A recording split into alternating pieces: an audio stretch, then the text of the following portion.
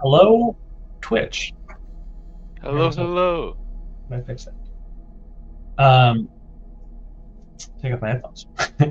I am here with Nate Morse, better known as Telegraph Go, Hello. and you can call me Headmaster Dumbledore. We're we're doing something special today.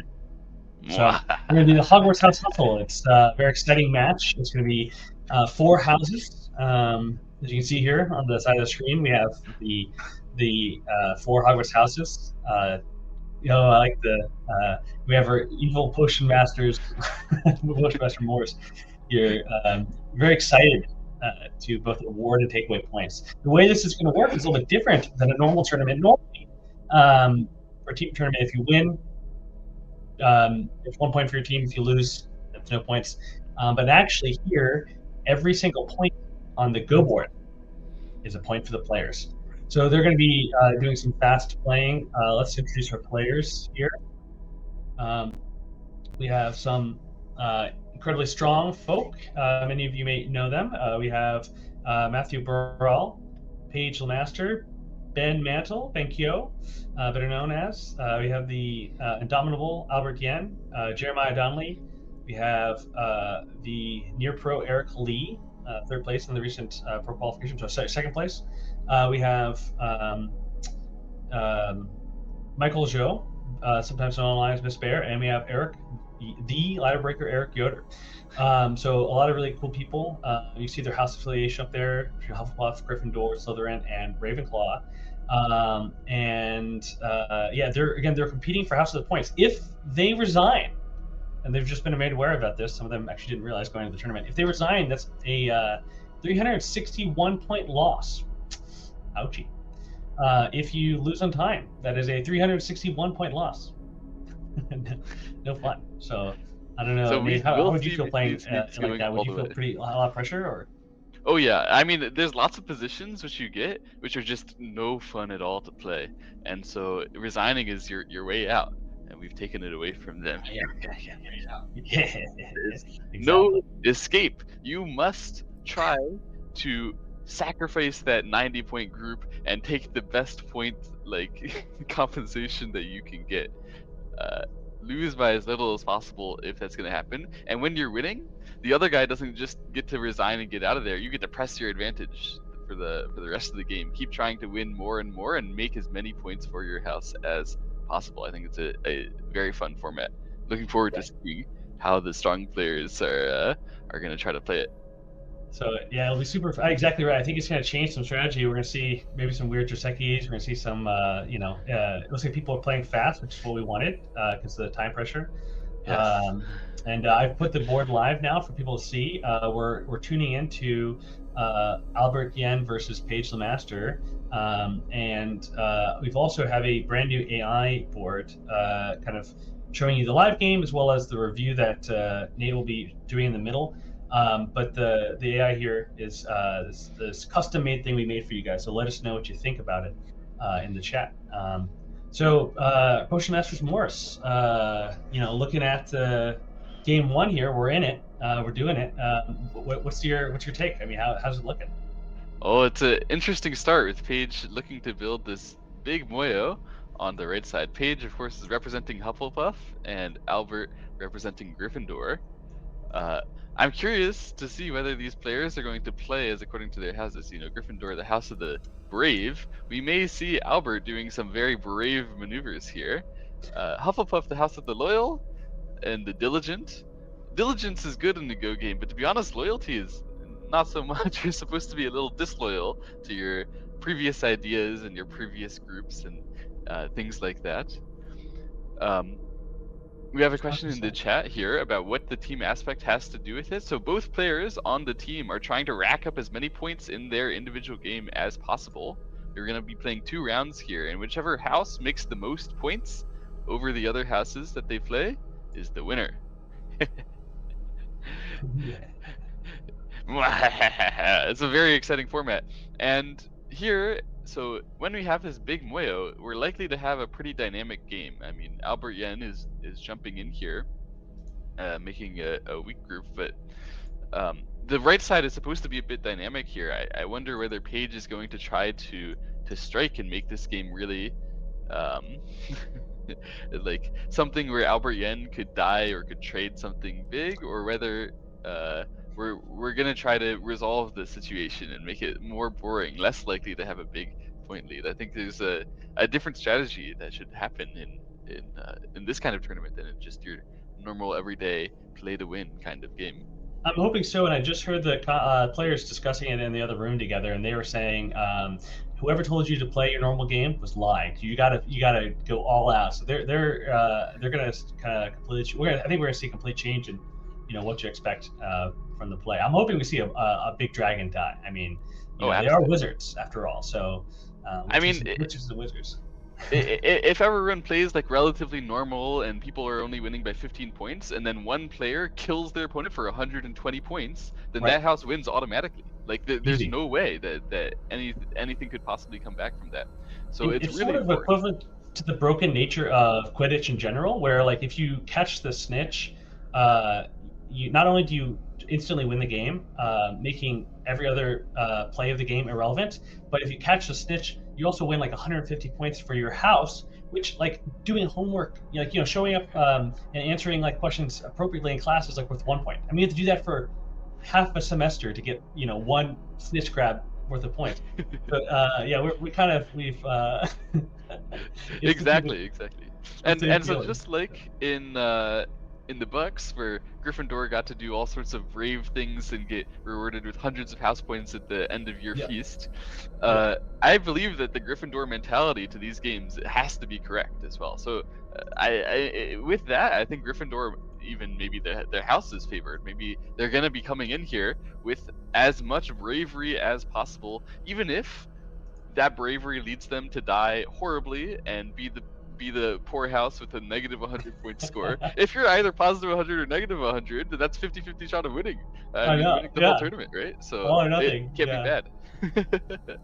Anyway, here, unfortunately, in this game, we've just seen it sort of die down a bit. I think we can go back to the start.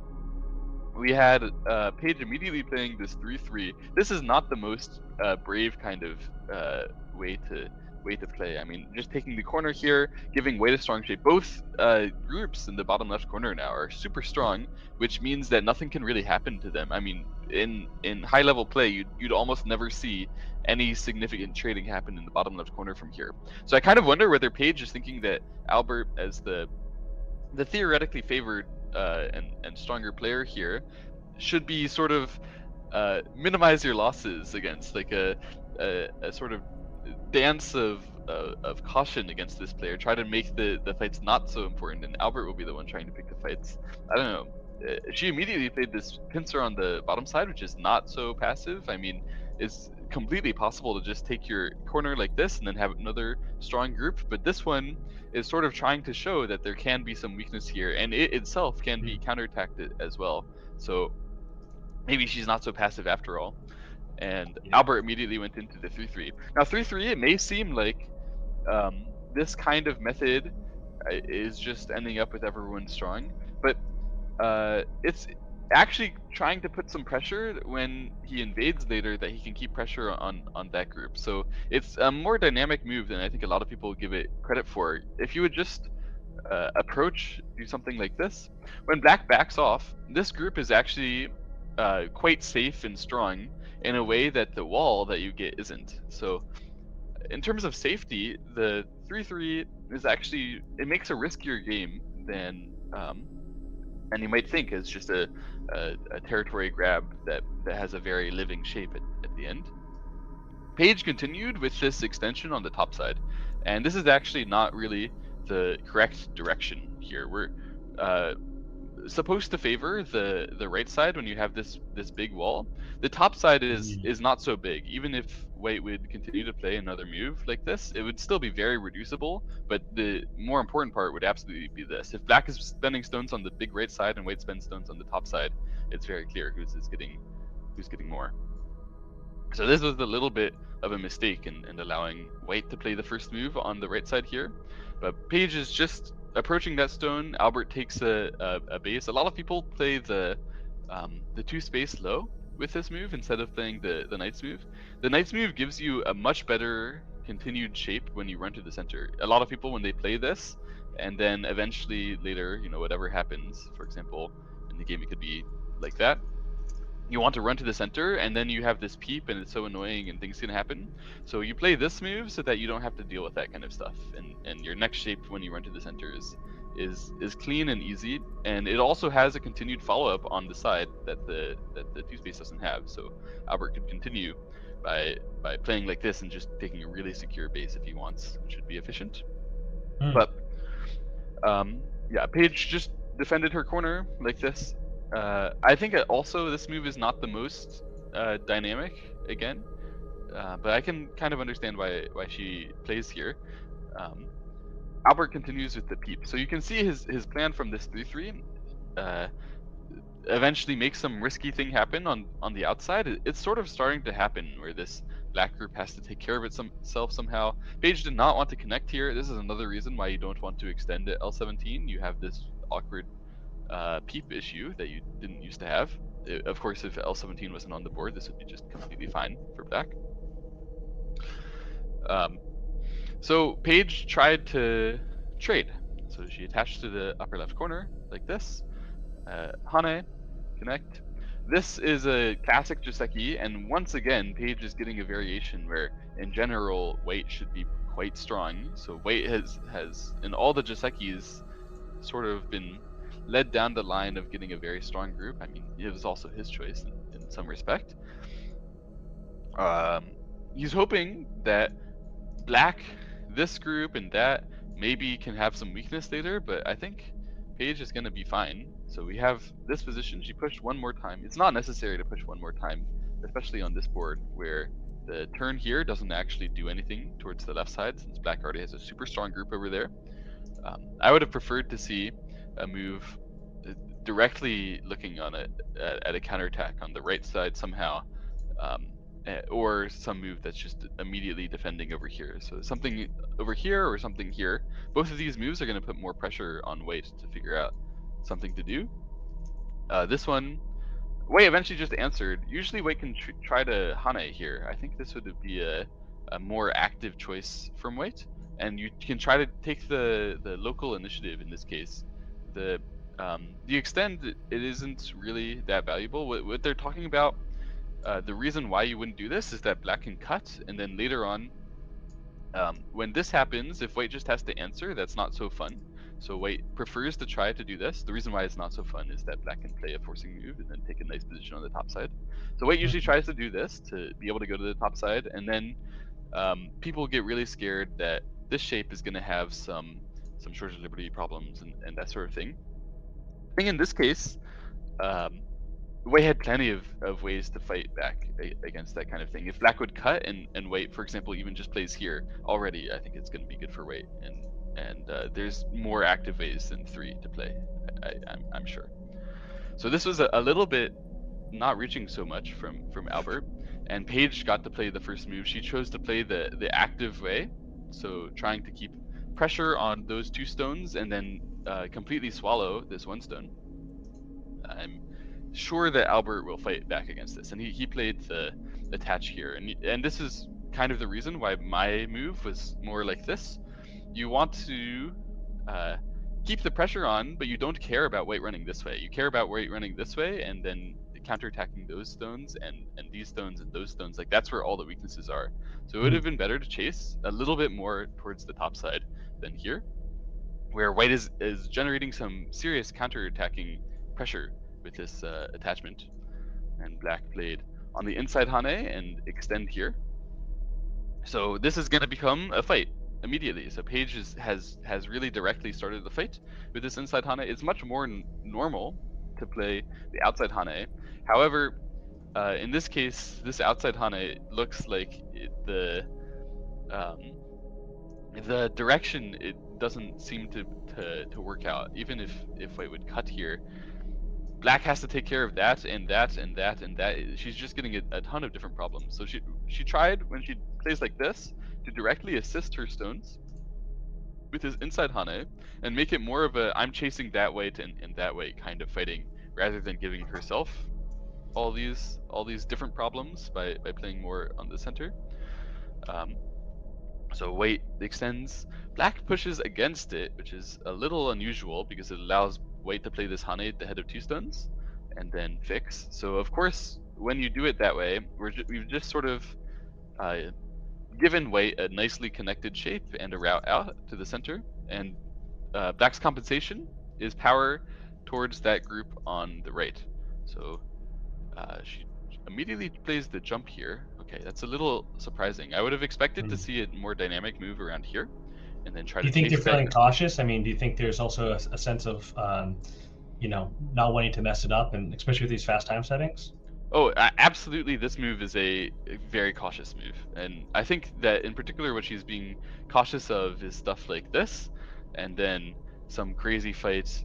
This can work if White gets some preparation, which could happen in a case like this. However, this kind of trading, this one should be a really valuable move for defending that black and attacking this white the whole time. So it should be very Hmm. possible for black to do this trading.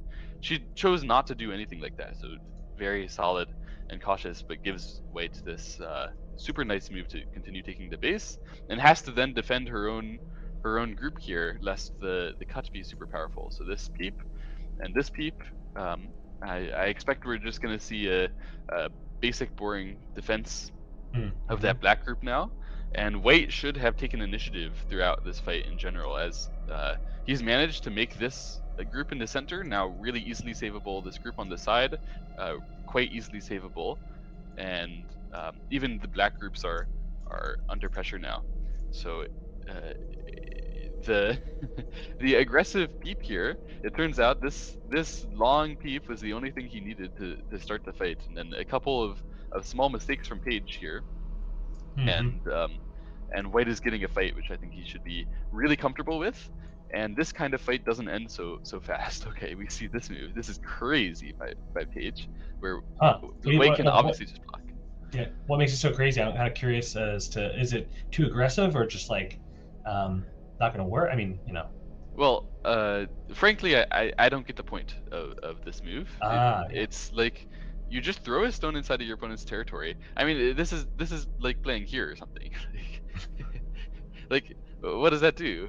I mean, White just gained a lot of potential towards that side by playing at S13, and Black needs to be able to strike now. So I think Right. her plan is something like here, here, here, and then be able to make something happen from this. Right. Um, I don't think it's gonna work because White can play this move of his own. If Black tries to do this, then White could capture here, and it seems like Black I mean, is gonna be able to come back here and be uh, um, like healthy with that. But White's getting initiative from this has saved this group. It seems like it's good trading for White if it goes that way. In the game, White did this, so even more than this one. When you play here, you allow black to link underneath like this, but I think it's even also bad. The problem, of course, with this now is that we can wedge. So he assisted his own potential cut there, but this way is still looking effective for White. He just chooses to cut right away because even still with that was still not threatening um, the black that black could cut. Although she seemed to make herself a route back, you can see that there's a connect and die here. Mm-hmm. That route back was not effective until she played this tiger's mouth. So white is now saving, and we are basically gonna get a capture race between this white and that black. So this black, like, she tried really hard to defend without connecting here, but in doing so, she just lost the chance to attack this white group separately from that, and we're getting a direct mano a mano fight where black is surrounded and white is not even, I think, clearly surrounded yet. If white just plays a move like A or any move running out, it's very very dangerous for black. Um, so white will need to expand his liberties as efficiently as possible, though. So we need to be careful with this stuff. Nobody can resign. Yes, exactly. So this fight will be very volatile. I'm sure we need to we need to play it properly as Albert. So A is only one option. As There's B and and C also possible. You could try to play D and try to save yourself separately. It doesn't look like it would be very effective. Occasionally, okay, he tries to do that. The reason why I thought this is not very effective, um, it seems like when black plays A, that the white is going to be sealed in now. I don't know if I have. Um, uh, uh, I mean, how can white continue from this kind of position? This is super volatile, of course, but here these stones are becoming really efficient, and it seems like this exchange, although it was nice for white's shape in terms of like eye space and that sort of stuff, I don't really see him making two eyes. Maybe making one eye will let him win the capture race on the inside. Um, that could be possible. It doesn't look like white is getting that many uh, continued liberties, though. It's tough, and black is also pausing to think here because you can also play this fight. Um, the problem with this, if you block here, there's this Atari and then this double Atari or other ways to try to capture there. So you can't continue to block. You could continue like this. However, this has its own problems with that cut and then other cuts over here. It might work. Let's do a quick switcheroo. So Yeah. This is yeah, but super crazy, but we have to check out the other games too. exactly right. So we have. Yeah. I just got. If you, I don't know if people can hear it clicking around in the background, I just got the Eric Yoderverse Jeremiah Donnelly game set up, representing Ravenclaw and Slytherin. All And right. as Buzzsaw mentioned, there's we're not expecting to see any resignations today. So for those just tuning in, the points accumulated on the board are awarded to your house. So it is all or nothing. Do not lose on time. Do not resign. And we have big wins possible. So or just minimizing losses. If you think you're behind, you can just try to minimize your loss. The accumulation of time, that's a Fisher time, 5 minutes plus 10 seconds, but there is no max time. So, oh wow, actually, Page is 10 seconds, 5 seconds left. Oh man, that is crazy. Fisher runs so low. Oh my gosh, wait, Page, hold on. Oh, okay, she played in the last second. Wow. Okay, I'm sorry. Wow. I wouldn't let my time run down that low. It'd feel a little scary. He continued with this descent, which is strange. I think that this may have. It doesn't look that bad. Anyway, we had to go check out this other game. Let's go look at Eric and Jay. Let's see how they're doing. Yeah. So we have Eric representing Ravenclaw and Jay representing Slytherin here. Personally, I'm a Ravenclaw, so I have a little bit of bias. Yeah, I see your true color come out. Not the Slytherin Potions Master, unfortunately. But we have here a interesting start where White secured himself the chance to make a cut threat later over there, but is getting chased for the time being by Black's group. He's made this cut right away, and we have this variation. So this is somewhat interesting. I don't know whether the N18 stone is going to make an effect here. The normal way, if you don't have that N18, you play like this, and since white can't go here, it's dangerous. However, so this will normally work because you can cut at 018 now for white and then cause a liberty shortage. But however, it doesn't work here with this N18. So black had to do something else. That's why he played here and tried to do this fighting. It seems like it's not effective for black here. Not very effective. I mean, he has forced white. White can't play here because then when black does this, black wins the liberty race by 1. So that was nice, but white with this cut has managed to save most of the corner as his own territory, and later he can continue with this Atari. So he has nearly 2 eyes on the top side as well at any time. So that was a pretty successful cutting variation for Tang Jie. That N18 was working pretty well for him. And now he's gone with this peep, which Eric somewhat greedily protects on the top side and allows a cut here. I think this is greedy on purpose, where Eric is planning to just save on the top side with counterattacking potential.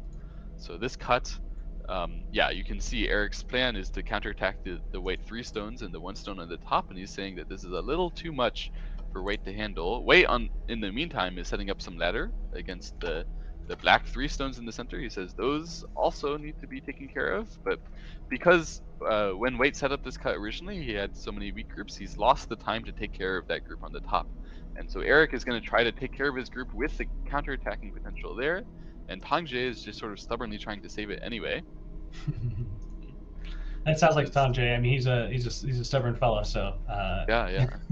This is super intense, and by doing this, Tang Jie has become super low on the top side. So even if he does manage to save that group and even kill something, he's given up so much towards the corner that it may still just be very effective for Eric here.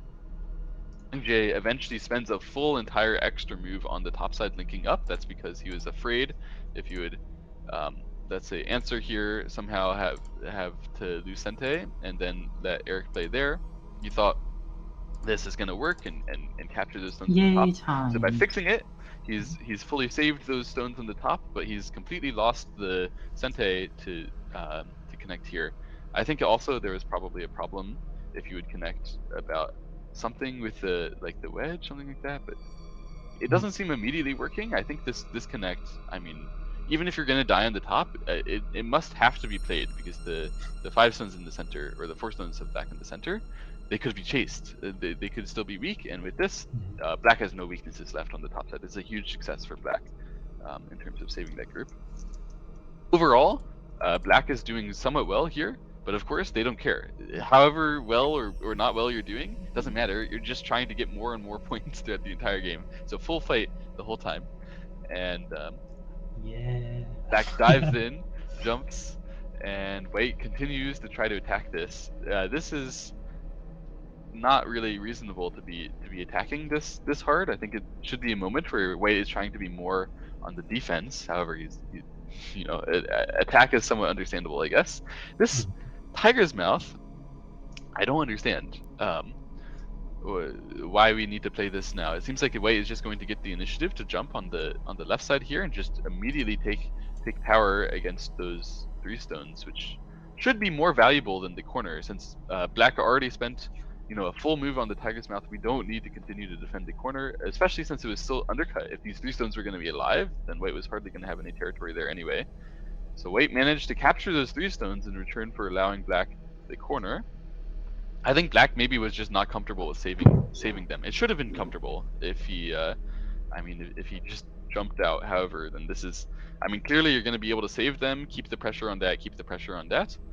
But if that wasn't Eric Yoder's preferred style of game, then he can choose this sacrifice variation. It probably only loses a little bit. Continue the game, try to fight on his turf, wherever he wants to fight. White eventually plays this Atari, just because he couldn't find anything bigger or better to do, but this is definitely not big enough just as a large move. It would have been more important for white to play a random move on the side or pushing here. These are both bigger than what he did. So after playing that move, yeah, he's now continued to try to attack this whole black group. It's not going to work very effectively. So he's harassing it from the top here, but black easily links underneath and can take the whole territory. And what white is getting in the center means pretty much nothing. Since black took the corner, he's fully alive with this group. I don't know if he was really concerned about that. He definitely shouldn't have been if that was the main concern why he did that, because he has plenty of options to live and to run to the center. But since he's alive there, and he even ignores, he says he's already alive here as well. It means that these white stones in the center are hardly doing anything. There's no expected territory for anyone in the center, since many people have routes in. And so, yeah, black here is saying, hey, you don't even have the chance to push through, since I can cut like this, capture those 2 stones, and this is a living shape for black. So because of that, he says, hey, this was not even Sente. I don't even need to take the territory, and I prefer to play L2 and attack this Tanuki, which I like. This is a very strong and aggressive move from Eric.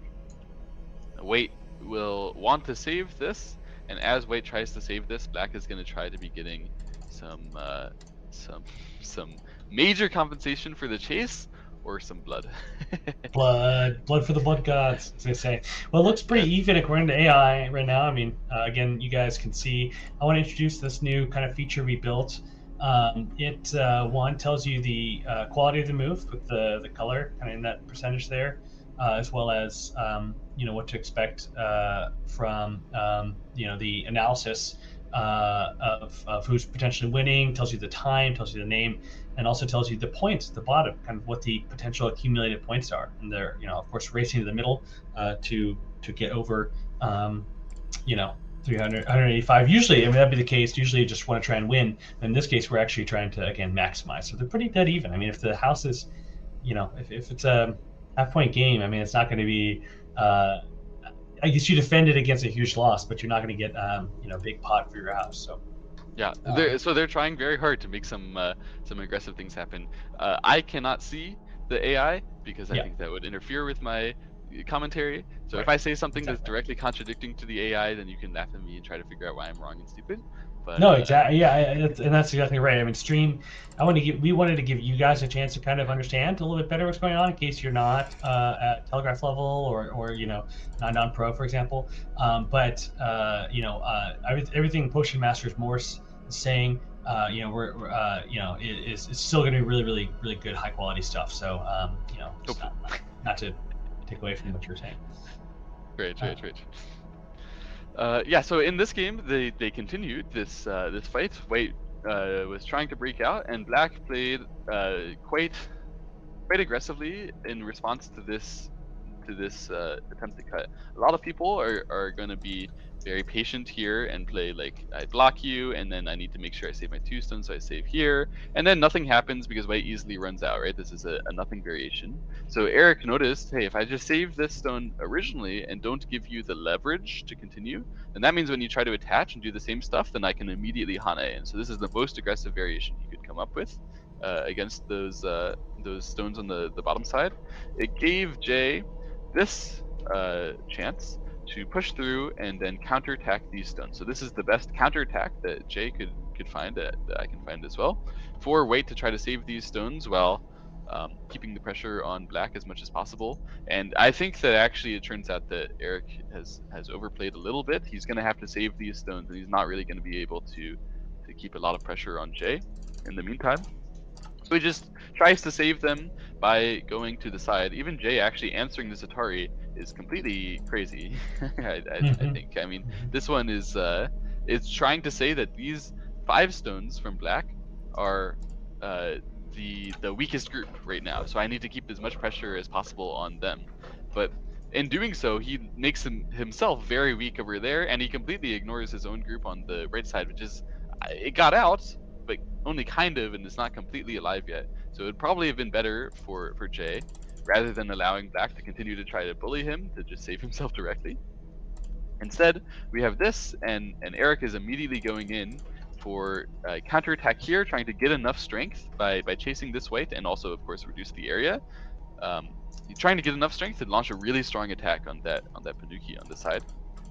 So Jay attaches across again. It's the same technique which he used before, where if it goes like this, then um, Eric has to answer. He can't play here, obviously, because it's short of liberties. He has to answer somehow, and then Jay is going to probably try to switch around and take care of all of his things. Eric chose to just play on the outside, so this is often the same technique that you see on the bottom side, where he pulls back. This is often not allowing White to trigger a second issue for you. In this mhm, case, Wade tries to take the vital point right away. So this is super intense fighting where Wade is managing to squeeze this back into a dumpling. However, the dumpling is sort of walking towards all of the Wade weaknesses, and at the end here, Wade does not have the time to defend everything. He tries to play here, and Black just makes sure that he's high on liberties and keeps running with it. And Wade continues to try to cut him off completely. This is totally crazy from Wade, and if it can work, then it would be great. It's gonna be mhm. tough. It's gonna be really tough here. So Black makes one Atari exchange there, which may not have been necessary if he's just going to jump. I think maybe that was a little bit for time as well. And now he's going to try to save to the side over here, run all the way to the side, and use the white weaknesses there to save his own group. He plays this Tiger's Mouth first, which may have missed some critical opportunities to have exchanged move in the center, because now white can play a couple forcing moves here that kind of deny black any good shape, and white eventually has to answer. And this side, now we have the really critical moment of the game where this black dragon could die, could not die. It has to Mhm. save itself on the Mhm. side using these white weaknesses, using the white weaknesses in the center, using those 3 stones that he sacrificed earlier. This could be a very big point decisive game if the black group dies. If it saves itself, then probably, probably is going to be a win for black, but it might not be that big unless black wins by capturing the white area on the bottom. So this is super intense, guys. This is crazy, crazy stuff. Yeah, hopefully, Um, Chad's. I mean, Chad, if you guys are rooting for anyone, I'd love to hear what house are you? If you guys have done a quiz or whatever, are you guys Hufflepuff? Are you guys Slytherin? Is it go Gryffindor? Are you more about the nerds than Ravenclaw? I mean, yeah, I'd love to hear how you guys identify. If any of you out there are big, HP fans and feel like you belong in a house. mm, mm, mm. This is getting getting really intense in the Liberty race now, where Black is very scared to save his 3 stones there. It seems like he may have overstepped in this fight, trying to play all the way here. He probably just didn't even think that white could try to Atari and push through and play like this. It seems crazy, but black is probably going to be too short on liberties to make any direct fight work with saving these 3 stones, like a capture here. White can Atari from this side and then just immediately fill liberties, and black has only three liberties with this whole dragon. He could try to expand a little bit, but it wouldn't be enough to be able to race against anything, I think. Right. It can. Although it's Okay. if it goes exactly like this, there's a chance. So maybe it was possible, but he sacrificed just immediately. Yeah, probably white needs to not exchange over there and play this way, or yeah, maybe exchange this first and then play here, and then white can win the Liberty race probably. Uh, it's still gonna be tight actually. Well, it's good. I mean, either way, I'm sure these players do care about winning and losing to each other. These guys have been playing a lot, and so Yes. regardless of this point spread potential, people want to see a W for sure. So Yes. So in the game, black threw away those 3 stones, ran to the side, instead playing this Atari. They're both playing very fast, because of course losing on time would lose you 360 points. It's horrendous. yeah, And yeah, so now with this, black is starting to outline a potential 2-eye shape that he can finalize by continuing to play in the center here. So if I expect white to answer in the center. If white tries to reduce the eyes over here, then this, well, I guess it does not take an eye in cente, so white could play like this and then try to kill the whole thing. Black is going to be counterattacking this white the whole time, so eventually it's going to be a capture race between this black and that white, and it may not actually be that easy depending on how this plays out.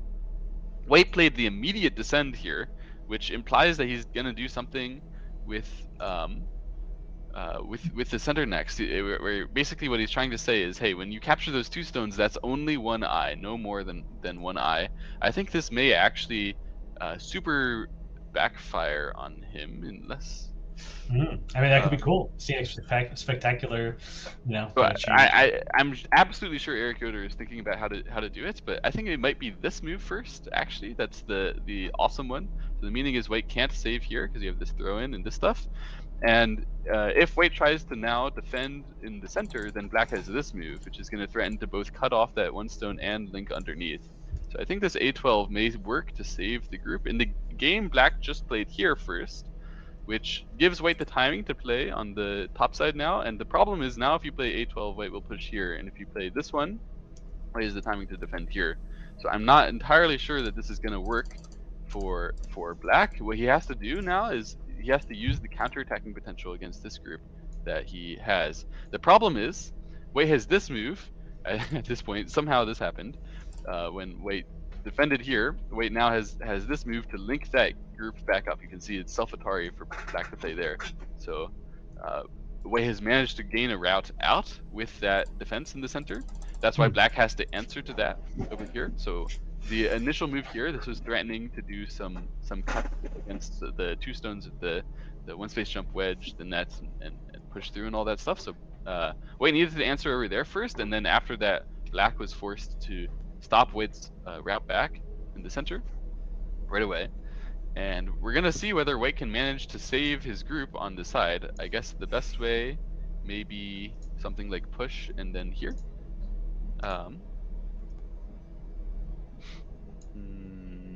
It seems like we may have a co happening here to save it. This is Oh. absolutely insane.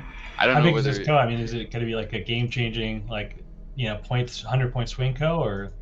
everything that's happening right now is 100-point swing, no matter what. I don't know whether it's Good. going to be co or Good. not. In the game, Tang Jie tried to use this move as a forcing move, and Black ignored. So he thought Black still wants to connect the whole way, and then he can get this move as a Sente Atari, however, and that's going to give him enough eyes now to live. So if Black would answer everything here, then you can see Wei has one eye here and another eye here. That was Tang Jie's master plan, and Eric saw that, so he tried to capture like this, allowing Wait to push through and cut these two groups. But Eric is saying, "Hey, I can save that one group separately from the center," and so this is an entirely different fight than anything I was thinking about. Cool. At this Well, point, they're making it. They're doing something different, so it's good. I mean, everything is different. Everything is crazy. Keeping At us this on our point, toes. yeah, Wei needs to block here. Wei couldn't have surrounded because this push through. Wait needs to play here to deny the Black second eye, but Black could simply push through like this and then easily win the capture race against this White group in the center. So Wait needed to block somehow. He could have blocked either by making this ko or with the bamboo, but making this ko gives him more potential eye shape here. Mm. So he chose to try the ko first, and Black is then deciding to trigger this because what now we have to do to save this Black group is either win a capture race against this inside White, which seems pretty hard, or to run it out using the outside weaknesses somehow. He decided if he ran out like this, he didn't like his chances for whatever reason. So instead, he's running out directly like this, giving White more pressure that way, and cutting off this group naturally. And so with that group cut off naturally, maybe he's going to save this inside group finally by racing against that. Cool. That's definitely another plan that he can have. But in the meantime, he's kind of killed off his own group here. So what it's looking like right now is that that whole circle will be Wait territory, and this whole circle will be Black territory. Tang Jie was not satisfied. He said, "I'm gonna have that, and I'm gonna save this too." He jumped out here. It's probably quite possible to do stuff like this because Black still has never spent a move around A. There's a lot of Aji in that kind of shape, but I'm not entirely sure that jump is the right way to start about doing things since this turn comes first, and then it's hard to transition from this jump to targeting the most weak Black surrounding weapon of those 5 stones. Black immediately defended here, so he's trying to link everything together. He's playing a table shape here, trying to call that linked, and then also link back to the center. And Wei only played here because if he does this one, then this is of course going to be captured. You can just push through and connect very simply. So he had to push through with the bamboo joint here, and then he's almost certainly going to be cutting here and trying to combine that with the wedge from this side. So he tried this wedge first, which is likely a better order of moves. I'm not entirely sure about this, but absolutely insane fight here between Ravenclaw and Slytherin. Wow, Still. exciting. We have our first result, by the way. Looks like Paige did indeed lose to Albert. So here, let's pull that up real quick. I'm not sure if it'll. Yeah, we left that off around here, and I was thinking that White was going to be able to capture this Black. Indeed, that's what happened. And cool. Until the end of the game, Black managed to make some small territories, but White's capture of the Black upper right group in the very beginning was definitely the most decisive moment of this whole game. So at the end, White won by 46.5 points in this game. It's a huge bounty for sure, but maybe Yeah, not I the mean, biggest that we're gonna see. no, no, no. All right, so back to the action. Sorry, but just wanted to mention that there. It's kind of exciting. So, Well, I mean, Jay, absolutely. That's 46.5 points for Gryffindor already. yeah, Huge. Yeah. yeah. And of course, Albert's in general a monster. I mean, so we'll see if you know, if there's just we could have a rock paper scissors scenario here where somebody just can really outplay another player more so than Albert can outplay Paige, which actually is a pretty incredible matchup because Paige I think won our last tournament that we held. So I mean, Paige is no Yeah. joke. So here in this game, we see Eric Yoder is not content with allowing this white group to save itself after he tried to trade away the whole black group to kill it. So he's kind of overplaying while trying this, and white is correctly, I think, using all of his cuts in the best order. And what he's done here is he's given himself this Atari and Sente, and he's going to easily capture the inside. He's even just playing a forcing move first before doing that. That Atari and Sente means that this white group is already alive without even spending move. It's alive in Sente, and Wei can go do whatever he wants now. And in doing that, in capturing that group in Sente, this whole black dragon should be dead. So since he captured these 3 stones, and then this whole black dragon should also be dead, as far as I know. So Wade is now thinking for the first time, because he's like, everything that I've been trying to attack is dead. Now what? Right. Crazy, but really well done by Jay here to counterattack with his jump and then find his way through with this bamboo joint into the immediate wedge. This part was really very nicely played, and has pretty much finished this game. Whatever the point difference here is going to be, I think it's going to really dwarf the 46 points that Albert won by. It seems very big. Okay, Jay has just continued with this connect here, so he's trying to be as solid as possible with this Cunning Slytherin, group. as chat says. Yeah, I agree. Yes, those darn Slytherins, man. My Ravenclaw, no. So from here, the cunning Ravenclaw, Eric, has found a try. He's gonna try to wedge there and lead that into some kind of double Atari nonsense. Unfortunately, it doesn't work, because if Eric would have continued like this, then what Jay would have done is captured here and given up that one stone. That one stone can never make an eye or prevent any linking under shenanigans or anything like that. So it seems like there's never going to be anything that actually works for black there, unfortunately. So he's just going to finish this game with the best endgame that he can, despite being dead everywhere. So here we have them playing the sequence.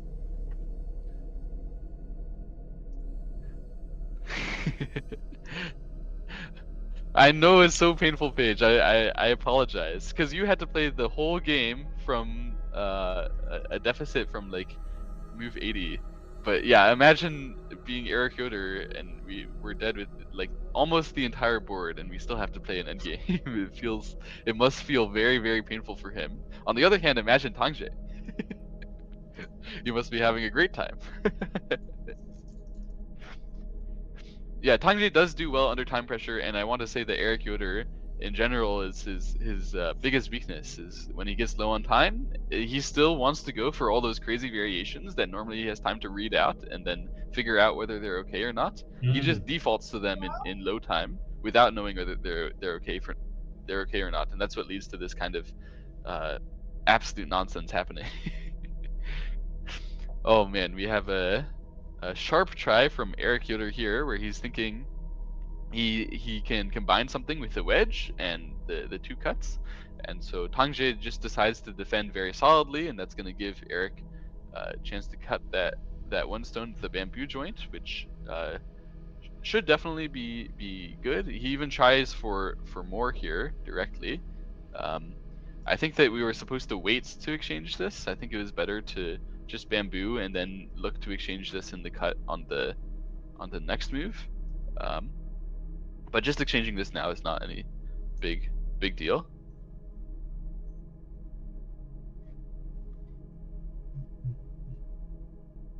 They say Albert and Ben already look to have a strong start. I haven't seen Ben's game here. Yeah, I didn't prepare it, so I can try to pull it up real quick. Let me get that set up actually. To game 3.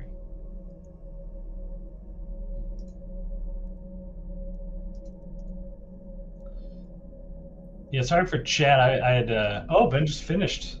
Ben just finished. No? No, the game's not It quite seems done. like It's they're very still very playing. close though. I mean, it's super super close to be done. You're right. Yeah. I plan to do a lot more kind of prep, and I've had 4 weekends of tournaments. So if chat hasn't seen me around the U.S., that's what I've been up to. But a lot of people, Bugcat and Buzzsaw and Atari, anyone over there in the chat with Ben's game, that's cool. It's good. A lot of Ben fans, of course, classically. Yeah. It seems like Ben will be leading by about 50 points in his game as well. Ooh. So that's 2 big wins for Gryffindor, but it may be dwarfed by Jay's single win against Eric Yoder just by himself. His teammate Eric Lee managed to win by a very small margin, only 4.5 points against Michael Zhao. So I mean that's a nice win, but 4.5 points is not going to move anyone's standings Right. in the grand scheme of things. Unfortunately, he did have a bigger win it seems, but couldn't quite hold on to it in the middle game. There was some crazy fighting, of course, happening in all of these games, as you would expect in a very short time control and very very high stakes finish. Right. Yeah, we're not expecting perfect play from anybody. You know, we actually kind of want to see some big swings. So it's exciting. Yes, of course. I'm not entirely sure what Eric Yoder is doing in this endgame. By the way, he's like capturing this co back and forth a few times. I think it's to try to race against this white group in the on the left side. It seems like there's not really a real shot that this co is going to work, but maybe Eric can get a little bit of endgame from it, I guess. Tangjae is just ignored it to push through over here, trying to win by more, because Tangjae realizes, regardless of who's winning this game, every point matters the exact same, even though the game is already 100 points winning for Tangjae.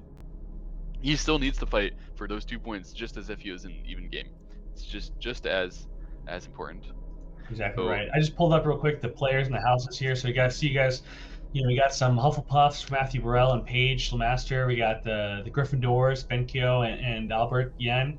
Slytherin, we have near pro Eric Lee and Jeremiah Donnelly, the sticky snake who's currently just taking tons and tons of points.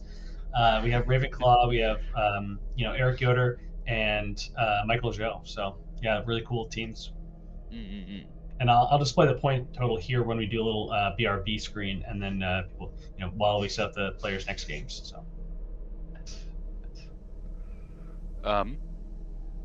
So this Liberty fight, I mean this capture race, I guess I should try to explain it as clear as possible. There's 5 open liberties for white, obviously. There were 2 for black, plus this I is it doesn't really make a difference. It should just be counted as 1. And then this co needs to be captured in order to win this race. So white does need to win this co eventually. At the current moment, so Wei also has a co over here, by the way, that he can try to use to expand his liberty, but it wouldn't do much. Yeah, at the current moment, they're just chasing, reducing liberties from this side. It wasn't supposed to be that effective to play over here, because if White would just win the co, he could have won the race without doing these couple moves inside. Like he could play them when Black plays the forcing moves outside. But for now, I guess it's just exchanging in the same way, and they're kind of like White's co-threats as Black is going to answer them. And so we get a pretty clear situation here, where Wei has 3 open liberties still, and if he can win this co, then he is putting Black into Atari. So Black is he's really fighting this very hard. He's looking to make this bad exchange cut just to get an additional co-threat somehow. However, when White puts him back in Atari, White is already connected, so White may choose now to win the co and allow Black some squeeze. I think that would be a mistake. Yes, I agree with Jay's move here to play a S10, keep the ko going, and continue fighting for every point like it's the last. I think this is super important. Um, this move is filling Jay's own liberty, though. I think this must be a mistake. I don't understand why Jay just did that at all. Even like without doing that, Black's shortage of liberty there, he could have used by capturing this ko. So it would have been a much better idea locally. If you have to play a move locally, it would have been much better to play this one than to play that Atari that Jay just played. Probably there's just still the opportunity to play away, right? Is there? No. If we would play away now and Black plays one more move, and then play away again and Black plays the Atari, it would not be successful. So yeah, okay, we can play a move locally, but it should have been capturing the ko. I think at ko threat is wild. So now he's gonna capture the ko, and when Black does this one, we're basically in a direct ko now. This ko, of course, if Black could somehow manage to scam a win in this ko, he can save everything. So he has saved this one absolutely massive threat to save everything here. And if Wei answers this threat now, then Black will capture here with the threat of capturing here and capturing again and then taking everything back, which is absolutely huge. I don't think Wei has a co-threat of that size. So he just traded it away, and Black managed with all of this to somehow save everything and recoup the game. I mean, this is crazy. That's wild. I love it. I think Jay just completely forgot about this co-threat over here when he was doing his calculations. I mean, of course, it's very short time control. And top right is a ko too. That's also true. So this continues. The fight continues where when White captures here, Black can play like this, and then they create a ko in this area for that group. In the meantime, Black is saving his own group here after White's push there, because of course, yeah, this group is also capturable, and because he has the potential link under, I think he should have the space. Oh no, he may not have the space. So I think this group may be dead anyway. So he's played here, and then he even captured here. Since White is looking to kill this is like looking to get one eye. So it may be possible to exchange this, and yeah, when White plays there, it definitely is. Yeah, this was possible to play. I think White's creating the ko as the first eye that you take is a bit strange, as it means White has to play the first ko threat. I guess White would have had to play the first ko threat anyway. Probably White had to play the first ko threat anyway, but White didn't manage to choose to play the to take this eye instead. This eye should have been the most valuable, I'm pretty sure. Yeah, P13 was more valuable.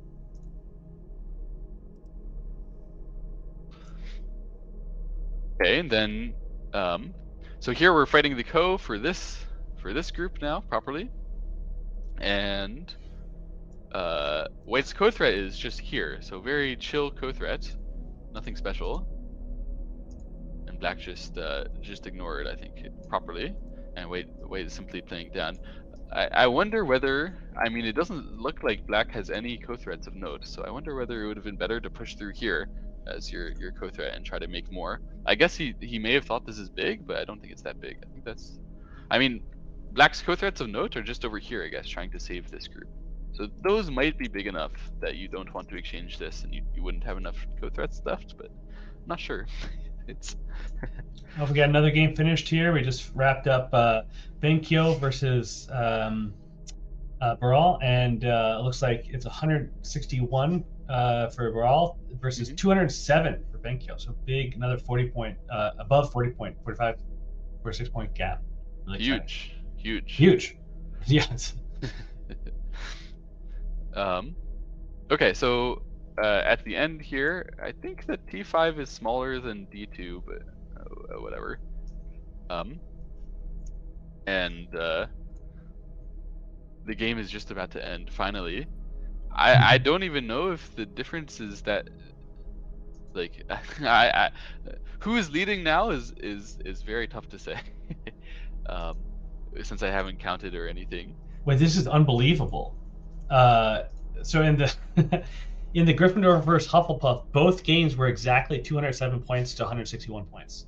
Oh, Albert wow. beat Paige by 45, 46, and Ben beat Matthew by exactly 46. That is wild. What are the chances of that? Yeah, that's crazy. That's a huge win for Gryffindor in round 1. Yeah, Jesus, Gryffindor. Slytherin was almost gonna match it with just this one game, but unfortunately, so much was thrown away with just that co-threat trick that from Eric and the strange capture race play by Tangjae. Yeah.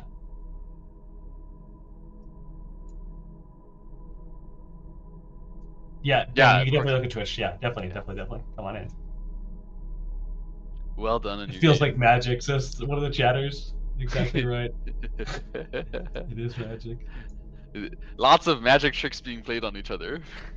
Some hexes and jinxes for sure. I guess so. That's the only explanation. So yeah, Tangjae getting 216.5 versus Eric's 152. So 65-point win. 65-point win still by Tangjae. I'm curious how much he could have won by if he hadn't let that entire group live. I guess it probably wasn't that big of a swing since White managed to get some compensation from it in the other areas, but yeah, it was definitely still a huge deal. And yeah, overall that means that Gryffindor is in the lead as we head into round 2 with Slytherin in second place.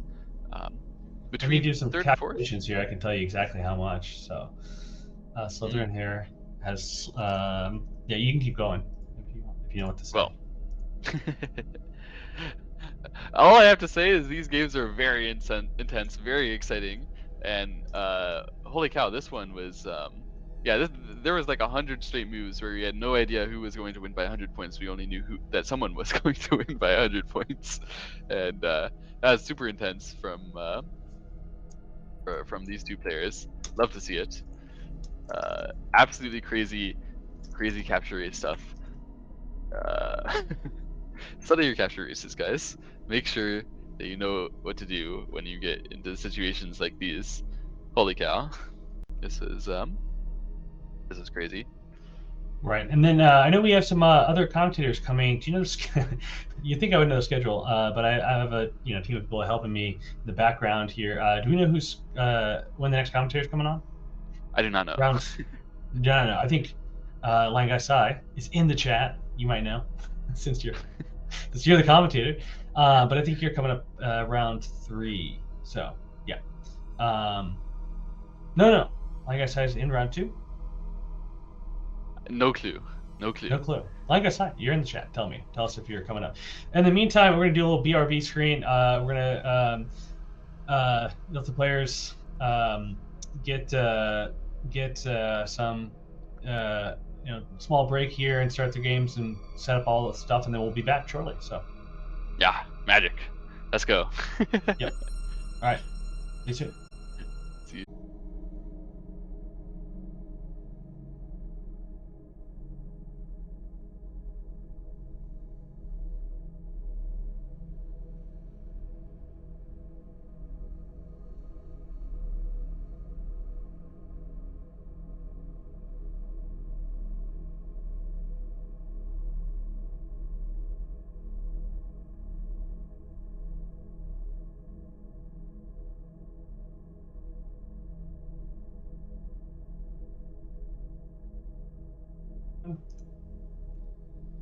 Hello, and we are back.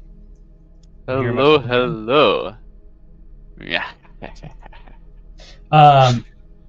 So we have some super exciting round ones. I mean, we had 2 matches in Hufflepuff versus Gryffindor that had the exact same score. So Gryffindor is winning right now. Saw with 414 points. Slytherin with 402. We have Ravenclaw 334. Typo with the beginning of that score list, and then Hufflepuff. The Badgers 322. Hufflepuff. There you go. Yeah, so very exciting games. We got round 2 coming up soon. I'm gonna let Potion Master Morris here explain the time settings and the rules again for all of you, and then we're gonna go get the players ready. Right. So the pairings this round are going to be Slytherin versus Hufflepuff and Gryffindor versus Ravenclaw. That's going to give each of these houses a good chance to extend their lead or to come back, whichever whichever is necessary for them. Right. So the time control is Fisher. You start with 5 minutes. You get 10 seconds per move. That's a pretty short amount of time, and Paige is No saying doubt. to be careful. That she is dangerous as a cornered honey badger. Oh dear, that's very scary, I'm sure. So we'll check out Paige's game against Eric Lee, who didn't get to see last round, and then the other game that we're going to be focusing on is Miss Bear against Benkyo, both of whom we did not get to see. Fortunately, yeah, the pairings didn't make sense to check on Matthew Burrell's game, but we will be looking at it if we have the time. It is unlikely with these players blitzing out moves every 10 seconds. It's pretty hard to keep up with. Even have a general idea of what's going on is quite difficult. But anyway, I'm looking forward to it. The games are starting. Our coverage will start very, very shortly to review, or should it even start now? Are we ready?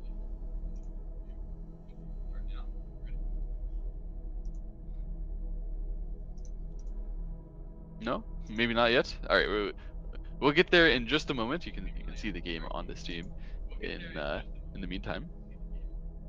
Oh, by the way, look at my new hat. Isn't this pretty fancy?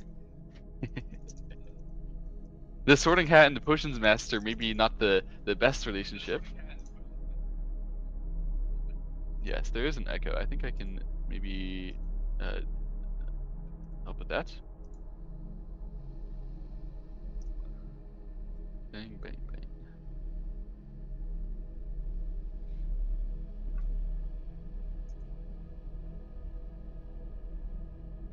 Okay.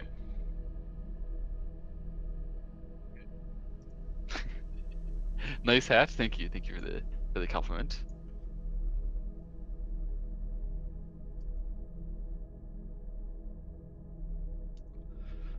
Let me get myself properly under it again. Okay. Yeah, this opening is quite fun. You can see there is a lot of fighting spirit this time. I think Miss Bear, playing as Eric Lee last time, had the only non-explosive game that resulted ultimately in just a 4-point victory for Eric Lee. So I believe that both of those players, in particular, will be feeling some heat now. They don't want to be an irrelevant game to the standings in round 2 as well. They want to make this exciting.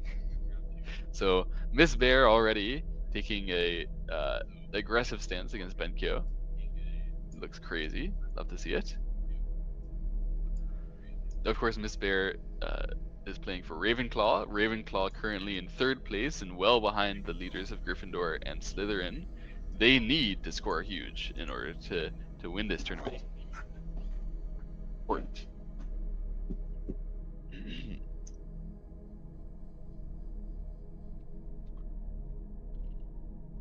Something I mentioned last time for people that haven't heard before is we have a brand new AI evaluation chart here.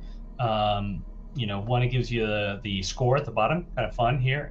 They kind of fill up as well as confidence in that score, and then it gives you the the percentage win rate and the moves and stuff like that. But hopefully, it's not too jarring. I'd love to hear feedback, what you guys think about it. And as a reminder that Potion Masters Morris, with his wonderful hat, cannot actually see this AI chart, which is good. We want to hear what his thoughts are, his feedback. For most of us, we're going to learn a lot just listening to him. Don't worry so much about what the AI is, but it does give us a feeling of kind of like, how's this game going?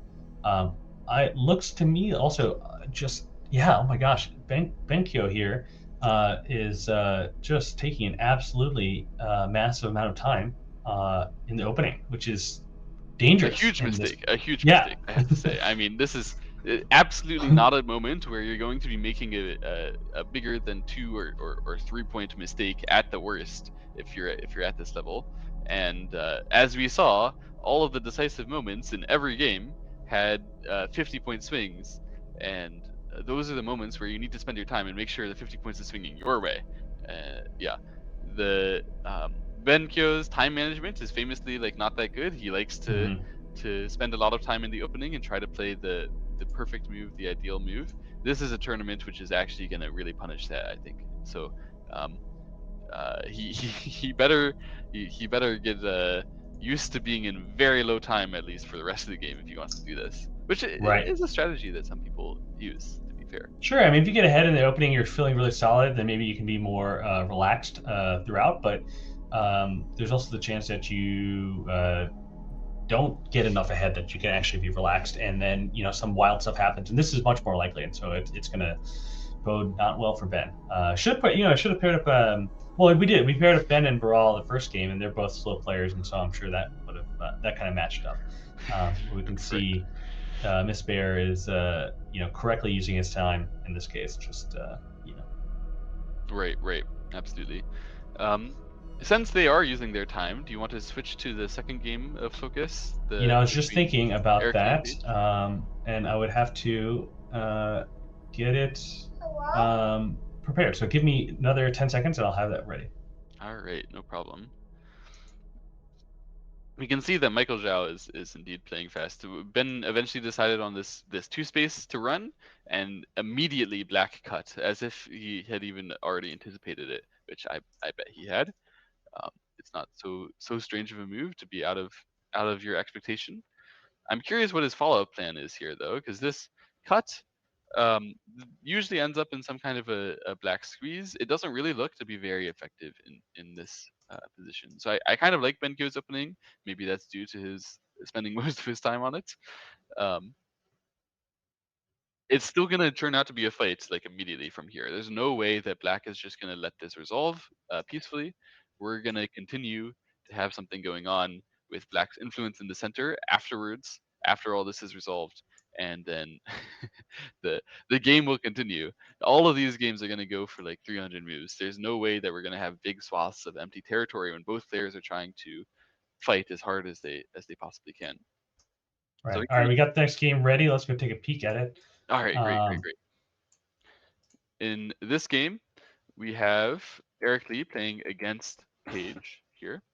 Uh, you can see some quick moves being played. They're quickly going away from the upper right Joseki, going to the bottom, making this double approach, making this pincer after the slide. I like this kind of Joseki as weight. However, I often blunder when I play this, and I think that black often blunders too. I think it's a really hard Joseki to play. We have this cut. It's answered by the cut back. This is about what's supposed to happen, but I forget exactly what's supposed to happen. it's uh it's pretty complicated. Um, in the game, it went all the way like this, and then Page continued by capturing this one stone, which actually looks a little strange to me to do right away. But I guess I can kind of understand why we want to stop Black from playing at e7. Um, And then this turn is also strange. I have to say. I think this should have definitely been at h3 from white. So white is still going to have to fix this group at the end, lest there be an attach at b2 that kills it. And so you can see that stone at f2 just sort of feeding into black's strength over there is actually helping black. Overall, I think black got a good position at the end of that Joseki, but it's a very complicated good position where still white has to take care of those two stones, black has to take care of his group. Even the white group on the left can still get under some pressure, as black shows with this jump. I don't know if it was correct to go after this group right away, but Eric Lee and Paige, I think they both have a lot of fighting spirit coming into this game. They should both be some of the most motivated players to score huge. So let's see if they can do just that. Paige plays a somewhat um, unpopular version is just this Joseki by playing the jump first, not exchanging anything.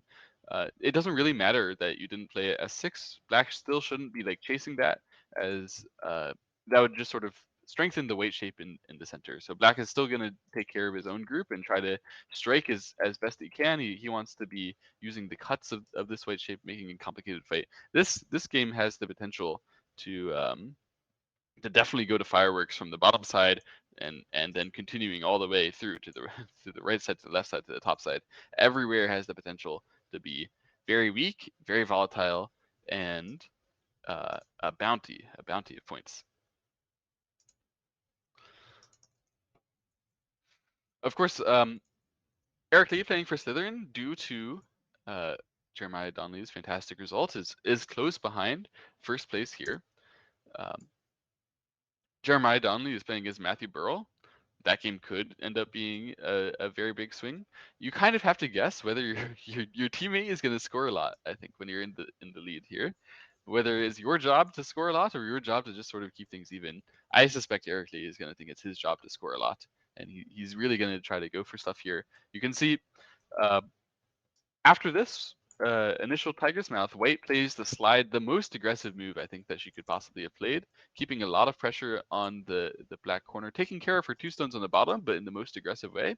And black continued with this breaking the bamboo joint. I love breaking the bamboo joint, of course, every time. It looks like a great move to me, and when White plays this Hane, of course it's just inviting the black cut, where black can continue to take care of his group really, really nicely by extending to the side. Of course, we're going to see White connect, and then black either extend or find a different way to continue playing on the side. He could try to play Hane, or he could even play away. This is the most aggressive, so Eric Lee is not interested in doing. I mean, Hane, to me, this was like a relatively aggressive way to continue. It would allow White to capture with a ladder. So I think this is why Eric Lee did not want to continue doing that. It just takes the strength over there. So instead, by playing here, Eric Lee is saying, go ahead and try to attack my group on the right side. You're way too weak to do that. I think I can attack you in the center and on the bottom. I actually really like this move. I didn't see it, but it's definitely a better move than the moves that I was playing. And yeah, Eric Lee is looking to have the early advantage in the brawl here uh, for supremacy between Slytherin and Hufflepuff. It's a really tough position for Paige to play, so I understand why she's taking some time. I don't know what to do either. Right, and you mentioned too, wanting to take the lead. I think in both cases you have this kind of competing effort of if you feel like you have a moment you could sneak in the big lead for your team. I mean, it's going to make a difference, so it's really worth trying and kind of keeping that mind open for those long shots. But you also don't want to biff it because if at the same time if you lose by 100, that's a game changer as well. So I think we are seeing somewhat of similar games, but I think people essentially, have that temptation at all times to go for the big points like that. So Yeah.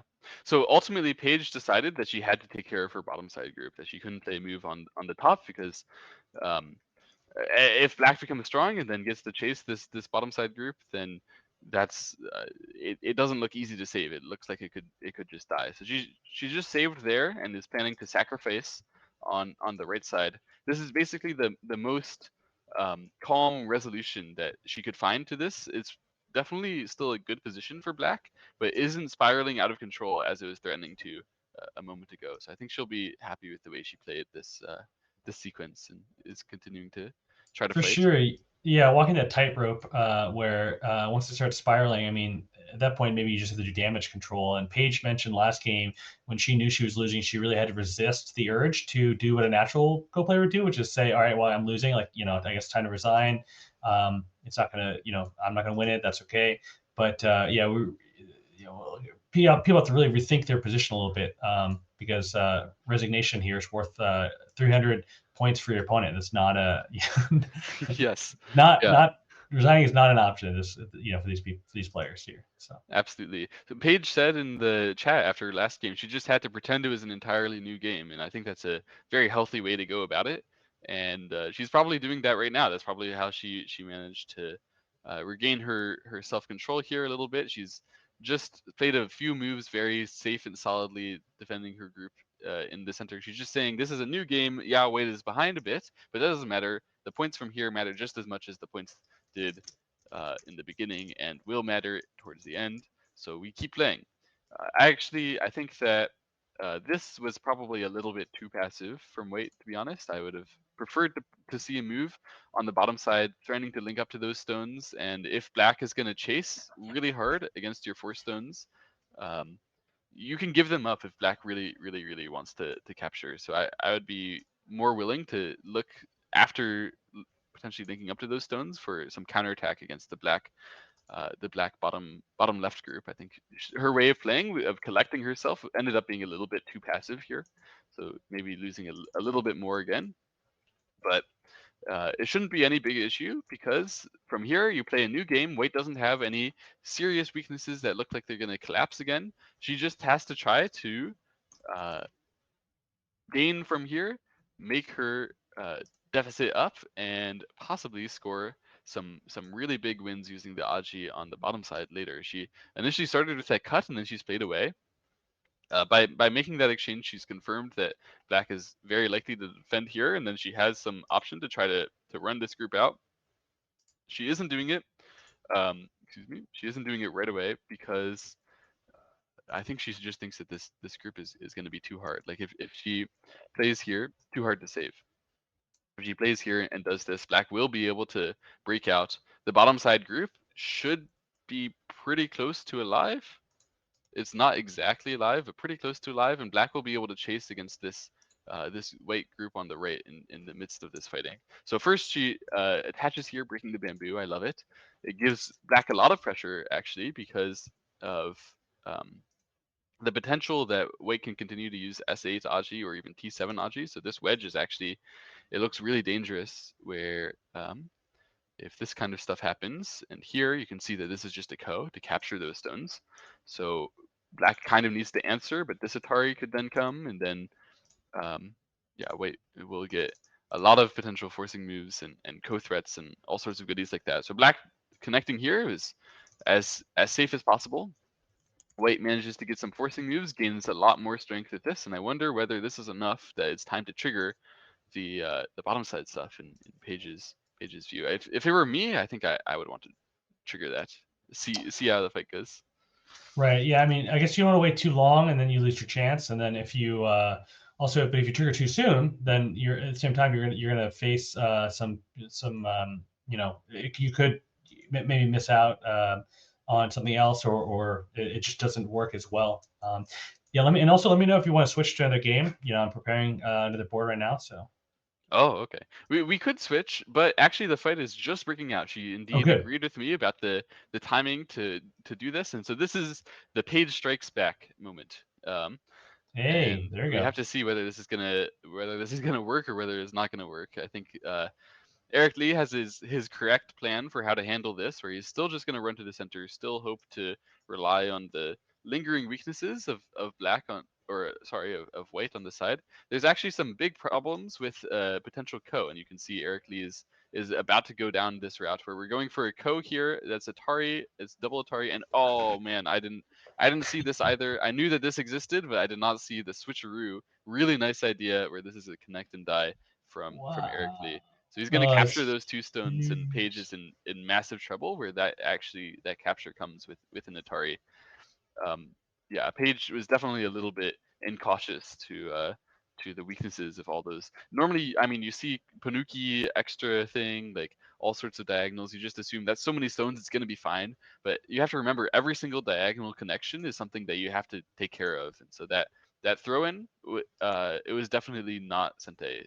Page instantly answered, just intuitively believing that that was going to be okay, but she had to Tanuki there and try to. Wow, Um, huge. Looks like Eric Lee then is up by 48 points about from coming out of yeah, the situation. So yeah, this is a huge, that huge win for Eric Lee. Looks great. However, the game has sort of died down again. Page is going to accept just that much pain and try to make it back again. Page strikes right. back, round two coming up in probably about 15 minutes. So now is a good time to switch and see what the other players are all up to. Maybe we can go back to Benko's game.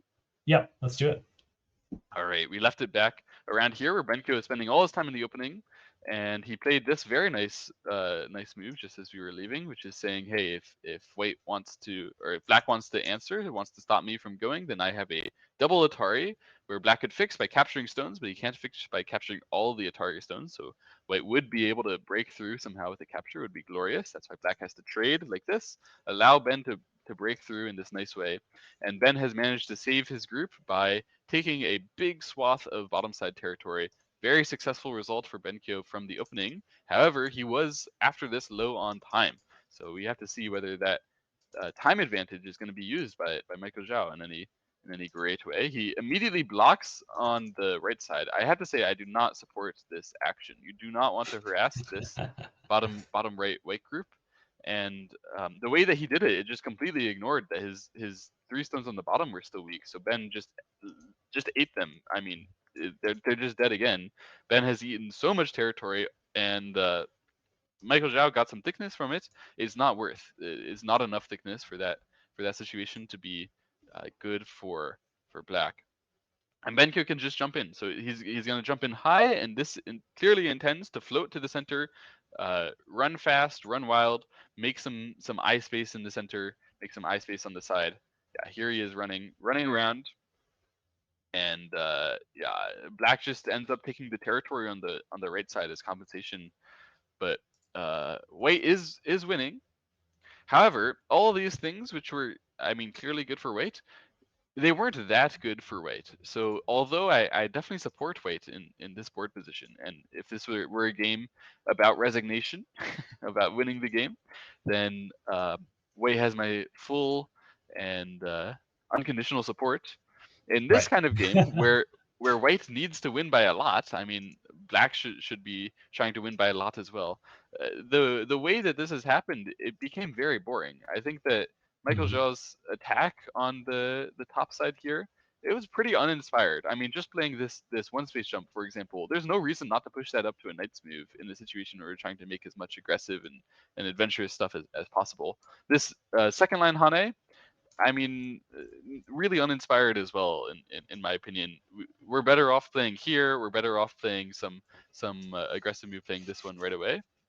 But this one is just taking some like small cherry pickings of territory, not big enough to make any great strike. So both of these players, they don't seem to be playing the super aggressive way that is kind of demanded by the tournament here. We start to see a little bit of it now. So finally, after taking all these very solid positions, Michael Zhao is getting some initiative to attack, and he's playing this double Hane. He's looking to uh, freely force down that white corner. By the way, Benko took another corner because he felt that unconcerned about the center, which I think was fair at the time. He's now getting in a little bit of trouble for it, where Michael Zhao is trying to combine the two problems for Benkyo and make some serious attacking strike. However, I think this was not the right way to continue. You have to play this move from the start. It doesn't make very much sense to just capture and let white play that one. You're taking care of your own cutting points here, but you would still have to fix that ladder by yourself anyway later. So it doesn't actually make sense to add more strength to that area in comparison to this one, which is more about reducing the white area. So you can see this way, white got less if white would just block here in comparison to this one, where white has more potential on the top side. And white is going to use that with its, wow, this is super aggressive from white to lean on the top side. Correctly aggressive, good to counterattack in such a situation where we need to make sure that we can Hane, that we feel comfortable enough to Hane. He's just going to accept that peep. Obviously, that peep was to protect the ladder that black was worried about. I think he should be trying a little bit harder to make this attack serious. I mean, if it was me playing, I'm definitely gonna want to ask about this. I may not be able to, but I really want to ask about this. Right. See Right. whether black is going to respond this way, or see whether white is going to respond this way. If they do, they lose a lot of potential eye space already, and then we play here. I think it's a better sequence. If they block like this, then we, instead of playing that way, can play this this immediate cut. It looks very scary for white, to be honest. So this way now, when we do this, of course, white is just going to answer, and white already has some significant eye shape from this everywhere. So it seems like white is going to be just totally healthy. Black plays this descend, so keeping some pressure on the corner, but white's turn is just as valuable a move, so it didn't really gain or lose anything in particular. And black is attaching where white just takes the territory underneath. That's a good choice by Benkyo. This, honestly, this game looks really clean by Benkyo. I'm quite impressed by his level of play, but I'm also very uninspired by both players' lack of aggression. To be honest, I think Right. Benkyo had the most aggression. He went after these 3 stones. He went after that. He invaded and saved his weak group at the same time, and so I think he'll be paid off for that a little bit. As I understand, White should be winning by a moderate margin. Um, Nothing special, so I think it's time to go back to look at another game. Sure. Yep. You want to go to? If you want, you can start a review of the Eric versus Albert game. Ooh, that sounds fun. Let's take a And look at that I'll one. toss that on the screen. That would be.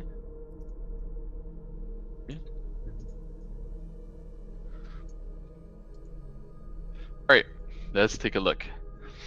Eric versus Albert. So in the last game, Eric suffered the largest loss, and Albert took a big win. So I wonder whether Eric is going to look to just lose less badly this Right. game, or whether he's going to try to actually win the tournament and try to make some exciting stuff. And if he wants to, this is his chance, you know. So he's yeah. From the beginning here, this kick, it looks like he's trying to make the smallest loss, to be honest. You can, instead of kicking there, you can just jump like this, and then you leave a lot of chances to make some exciting things happen against those two stones. By kicking, you thicken their shape. So White's chance of being cut later is much reduced. White's eye space much increased. Black's territory is increased. So this is a super dull way to continue after, I mean, Albert's 2 space there was a very inviting move. It allows for a lot of fights later in the game. Eric has sort of said no to that. Albert pincered, so again looking for some very aggressive ideas, but Eric once again just playing the jump. That's not a particularly aggressive or defensive move. I think it's just the right move. And yeah, Eric is immediately chasing the group that Albert has made on the top side. Albert runs to the top. That's a.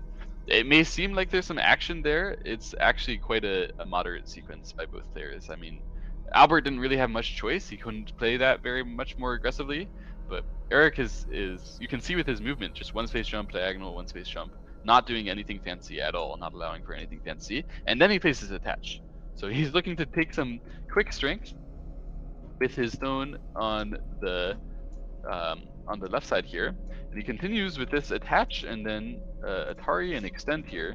I do not know this variation very well, personally, so I don't know whether this is standard, but it doesn't look standard. It looks like Black is getting in trouble to me, where that end result looks like White is efficient. I don't know what Black was supposed to do exactly differently, but normally when I see A for B just get exchanged like that, I mean, after this Hane, what is it that I see? I honestly don't remember. I haven't played this in a while. Well, yeah, and I wonder too if they're trying to choose sequences that their opponents don't know and might not remember, even if they're not 100% certain themselves. I mean, you have the chance to make it interesting. You know, if you have some foggy memory of it, it could be good to go all in. So. Yeah. I think Albert is definitely doing that. Albert has other choices here. He could play passively, and at this point, he has other choices as well. I think there's some passive options here, but the Hane is definitely normal. Ultimately, even though locally we can consider maybe this variation is good for White, Black does set up a nice attack on the left. So I can understand why Eric Yoder went for this in this board. I believe that Albert will want to fight over there. I think the brave thing to do is to fight against this back shape on the bottom side. So he starts from the outside like this.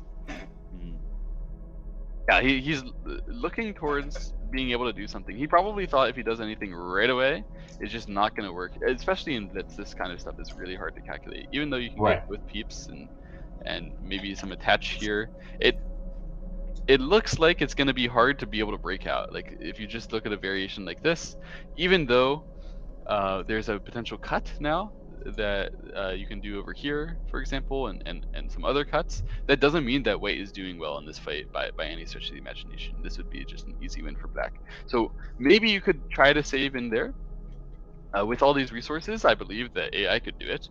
But it's also very understandable that White is just gonna look to take the bottom side and see how Black wants to take the area on the left. If Black would just answer here, then this move is pretty annoying, and there's still going to be tons and tons of Aji. Maybe you could get this one in Sente, and you can see that area is not so big after all. In the game, Eric fought back against that with this descent. I think this is crazy. I don't understand this descent timing at all. Of course, the center is more valuable, so Albert could spend some moves dominating the center and continue to keep a lot of pressure on saving his one stone. So I thought that Black would have to do something about that, but Eric Yoder clearly doesn't agree. They Apparently both not. don't Yeah. agree. To me, if you just even do something like this looks. I mean, there's all sorts of bad things that can happen to Black in this kind of fighting. It does not look like Black is comfortable at all. Like Black is gonna have to defend that, and we're gonna just be totally fine. Is my understanding of the situation. But I could be wrong. And they're both playing away for now, so they clearly don't think it's that urgent to play there. Okay, this is a Joseki where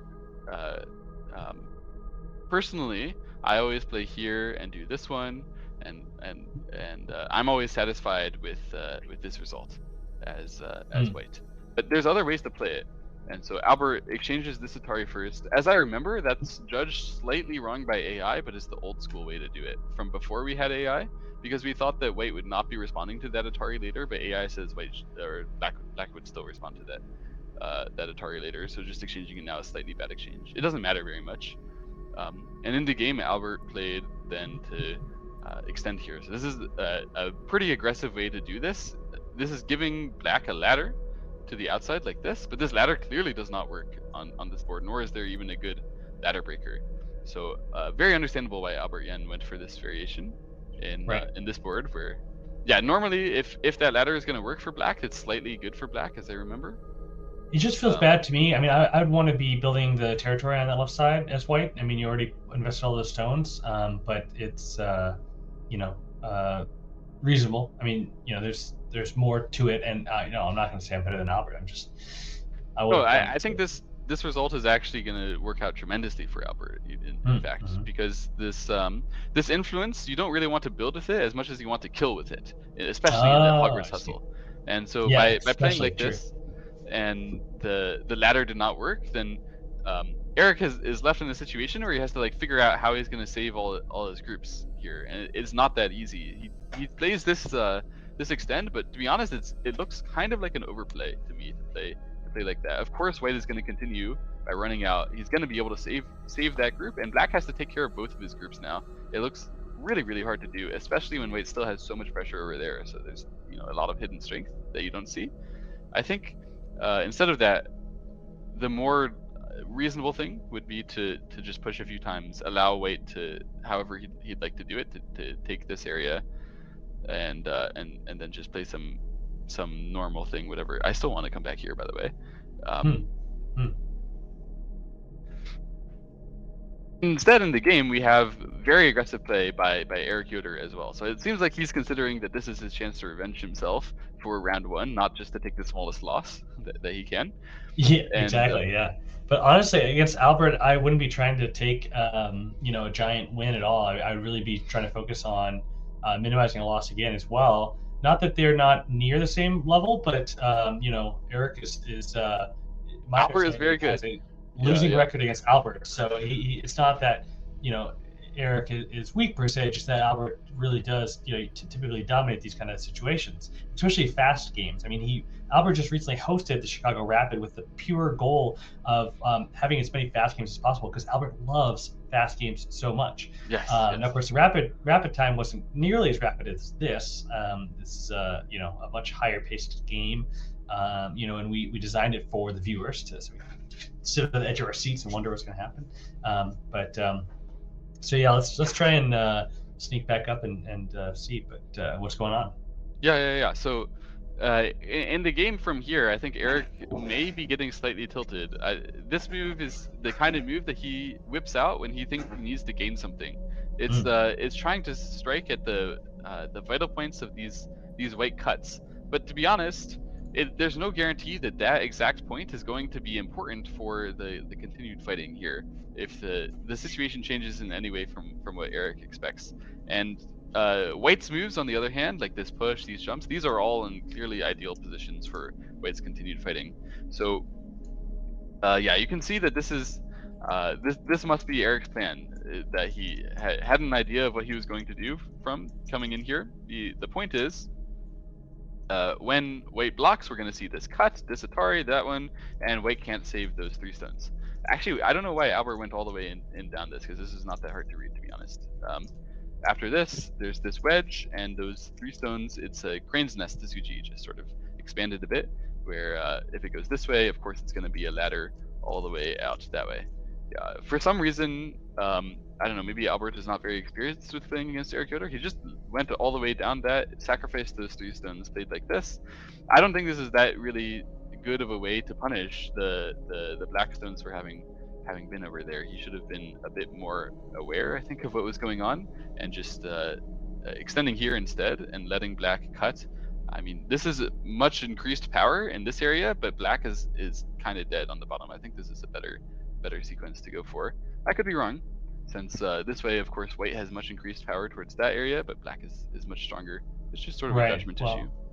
I mean, from a point perspective, kind of what I'm watching from stream side is Eric actually was in this point ahead and winning. So I mean, I think you're right. Probably that exchange could have been better. So, but maybe Albert has a deeper vision or something going forward. So we'll find out. No, that was definitely a mistake. I'm 100% sure that was a mistake. Okay, good.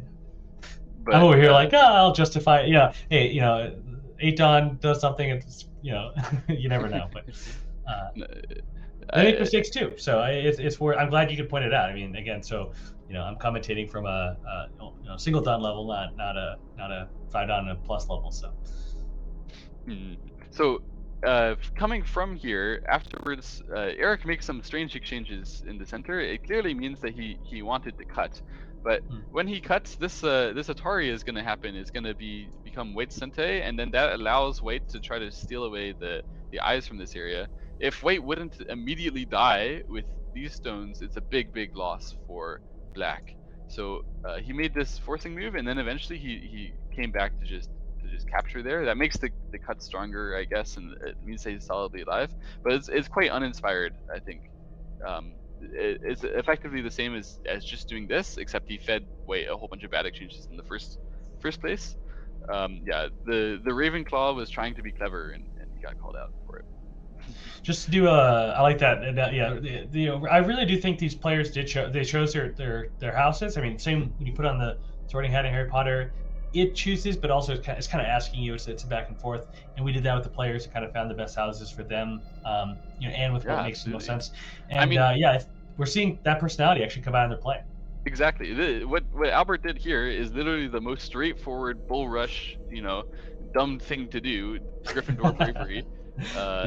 He got punished, as the Gryffindors sometimes do, outwitted by the Ravenclaw. However, afterwards the Ravenclaw tried to be a bit too clever and fell on his face. It's classic. Right. Exactly.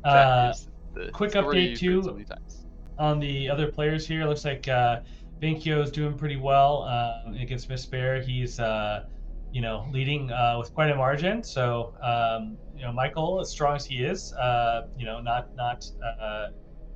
taking probably a W this round, but you can never know.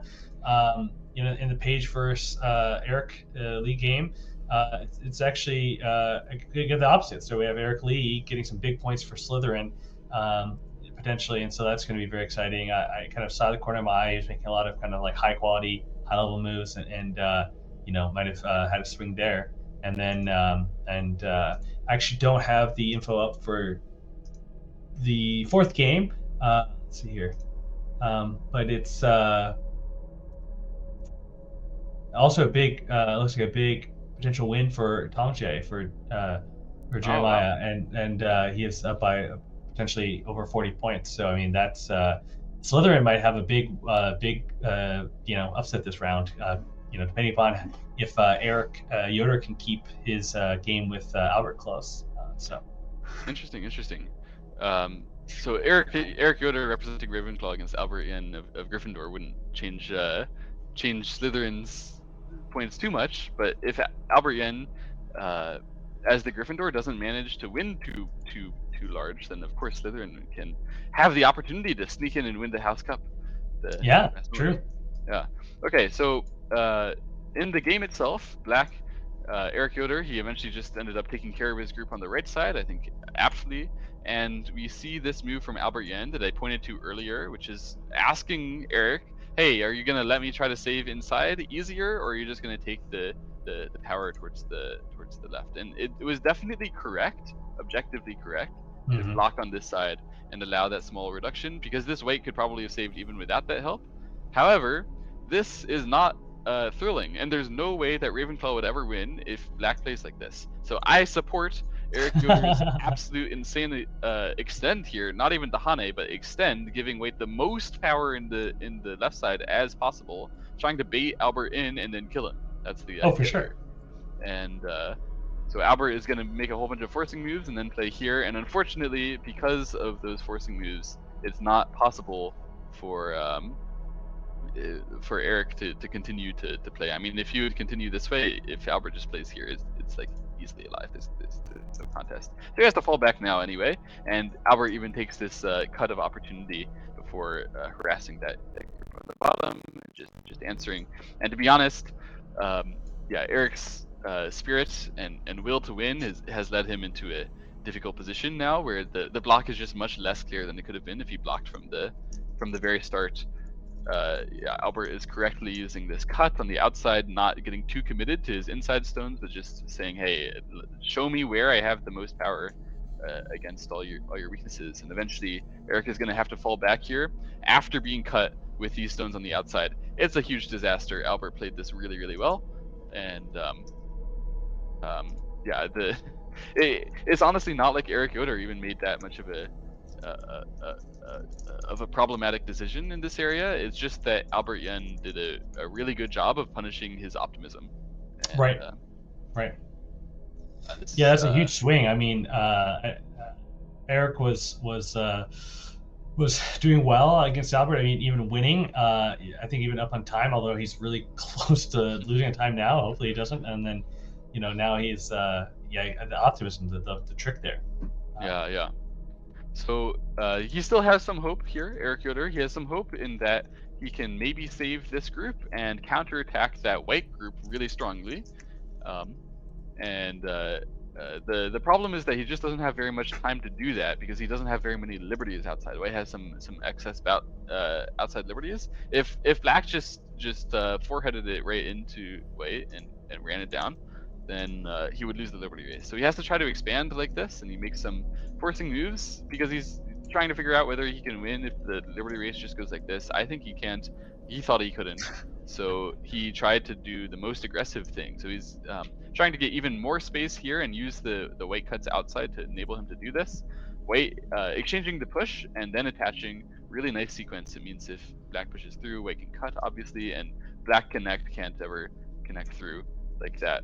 So I think Eric Yoder didn't expect that push to happen first, and it was definitely a forcing move, and it meant that Eric Yoder's try for more stuff just totally fell flat on its face here. Unfortunate, but that's how the cookie crumbles sometimes. Also noticing Paige in the chat, which means her game is over, looking like it was 212 points for her opponent, and she was playing Eric Lee, and then she had 156 points. So big gap, 47-point gap. I mean, that's gotta hurt, but that's the nature of these games. I'm glad these games are actually we're getting some big spreads. I mean, this is gonna be, this is exciting. So. Yeah. Which one blue move? Yeah. So Langasai, exactly right. So you see the blue and the counter this there. is something that the players do not care about at all. Since you said it, I can talk about it. This H1 is definitely a forcing move, because Black has to worry about getting killed by this Ko after White connects at A first. That's like a really serious threat, and Black would have no option then to continue by making any good exchanges to like press White down first. If Black gets to play first on the bottom side, then he can save himself and even take like a really big eye by playing it at G2. By playing this one, even the white eye space is not so clear, so playing all the way through there and then forcing this white down, it could be a really big swing of initiative either way, whoever gets to that first. However, it doesn't look that big. like off the cuff, it looks like these other things that are happening are more important. So they're trying to take their initiative to go through everywhere else, and then they'll handle that Sente when they believe it might be about important to play a Gote move there. Oh, and finally, Wade actually played it first. So Albert correctly realizing that this is actually quite important to get to quickly. Good job by him. And Eric plays a whole bunch of forcing moves to make sure that Albert can't like steal away a whole bunch of extra territory. But, yeah, yeah, that'd be crushing if that happened. so it was well done, and we're just heading into an end game here. Of course, the result is decided in terms of who wins. It's going to be Albert, but the Right. points is not decided yet, and so we will be seeing as many end game tricks as both players can possibly find. Here, Right. from the start, we have a pretty strange decision by Eric Yoder. This group looked to be okay. I mean, this group looked to be healthy. That's why he went in and he invaded to the bottom left corner, which is definitely smaller, I think, than playing on the right side. But after this, he continued by playing the push and then the block on the top side, and even blocking here. So he's clearly looking to make some like liberty shortage issues that prevent Wait from pushing through. You can see now, Wait does not play here because he'd have to answer now if he plays another move elsewhere. This throw in and the Atari would be death sentence. So Wade said it's time to stop now. But this exchange, this push through, is already really valuable to have it reduced that much, and even given Black some issues about where he's going to find his eyes. Black taking the power towards the center was the problem. There's not really any potential in the center, even though he puts the power there. So from the start, it was probably better to play this this attachment as the first move, and then waiting to continue with anything else. Yeah. Yeah, I Continuing think from these kind here. of end game sequences are critical because again, it's not about winning or losing. I mean, you really got to think about, how your points. But Eric, with 18 seconds left on his clock at this moment, I mean, just doesn't have time to maybe make some of those calls. So, by the way, I just looked at Tanjay's clock. Somehow Jeremiah has 11 minutes on his clock right now. Wow. Yeah, I checked the time settings to make sure they're still using the same time settings as everyone else, and they are. So that is absolutely insane from yeah. from Jeremiah. Yeah. They're on move 290 right now, and he only got 10 seconds for half of those moves. So he got what is that? He got like almost 1,500 seconds, right? But added on to his initial 500. I think Donnelly just wanting to maybe get a quick lunch, before the next round, just wanting to just try and do this moves as fast as possible. I mean, granted, Baral's a slow player, but he's actually Baral has 3 minutes left on his clock, so they're actually just making a lot of moves in their game. Well, actually looks like their game has just finished. Yeah, they've just entered stone removal phase, and Tangjay wins by a solid 51-52 points, 51 and a half to be precise. So it seems like the lack of time usage didn't matter so much. He still cleanly executed that game. Yeah. And well done on his part. So absolutely well done.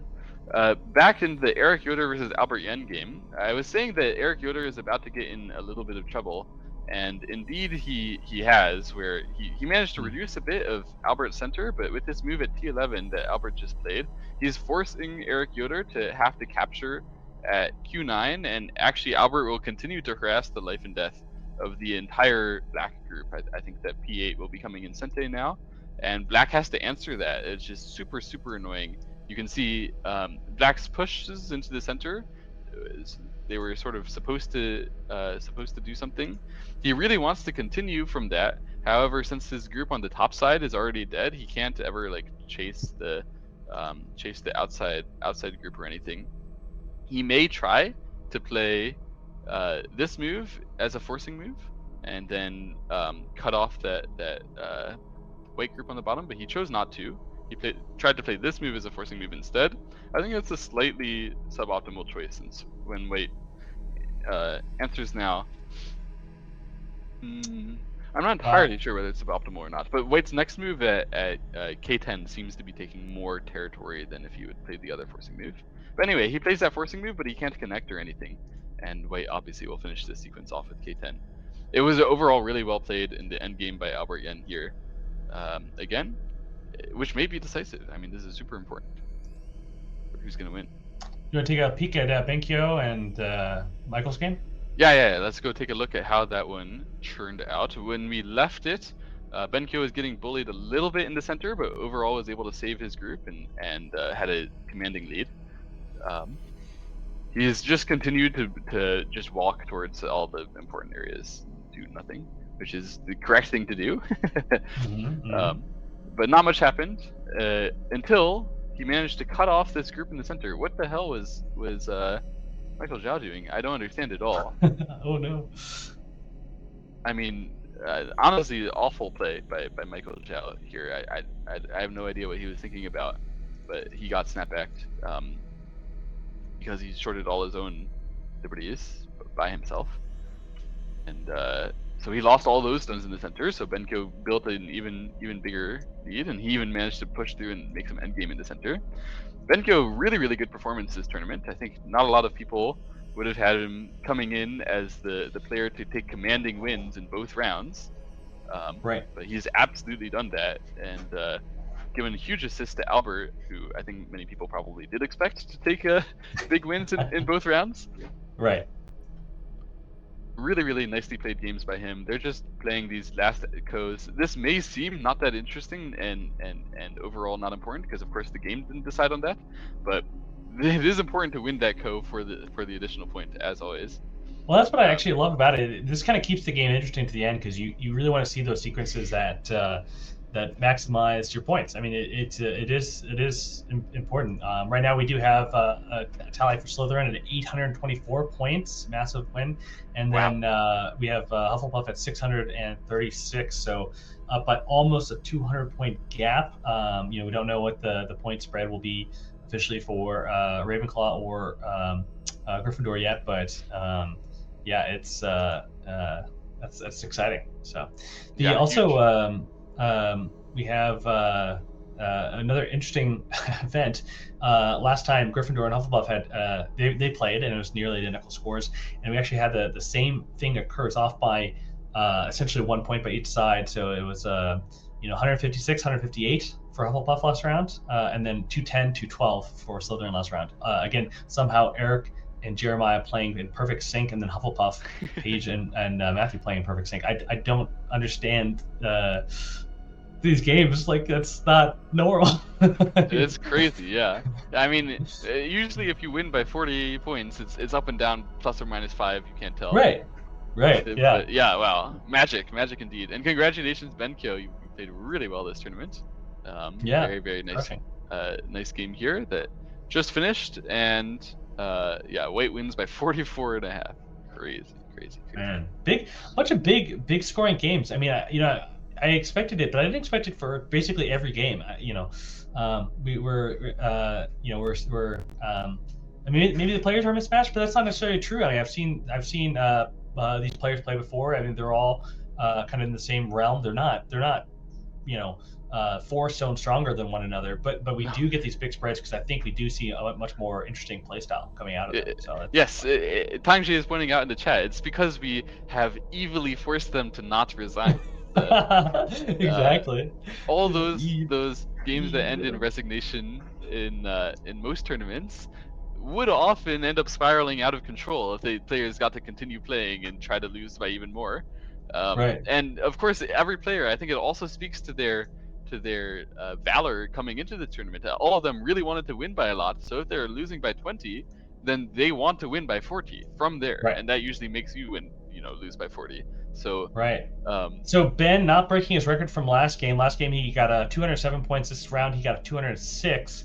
Ooh, didn't up your game, Ben, between rounds, unfortunately. But it's not a bad showing. 206 is not a bad number of points to get. So yes, and of course Paige points out that the time settings also played a huge issue, which is definitely true. Yes. All of these players know how to play without any blunders if they have a lot of time on their clock, without any serious blunders, just game losing without anything. But you could see from, for example, Michael Zhao's game that he just ran out of time and blundered huge.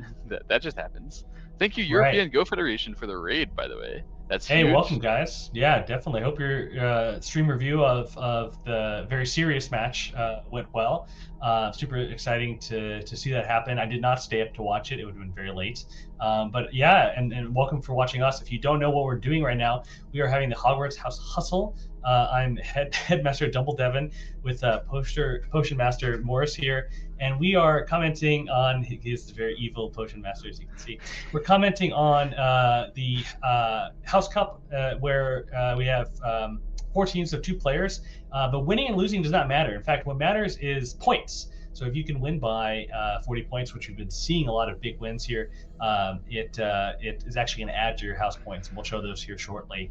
Another crazy thing is if you resign or lose on time, that's a 360 point loss. Very huge.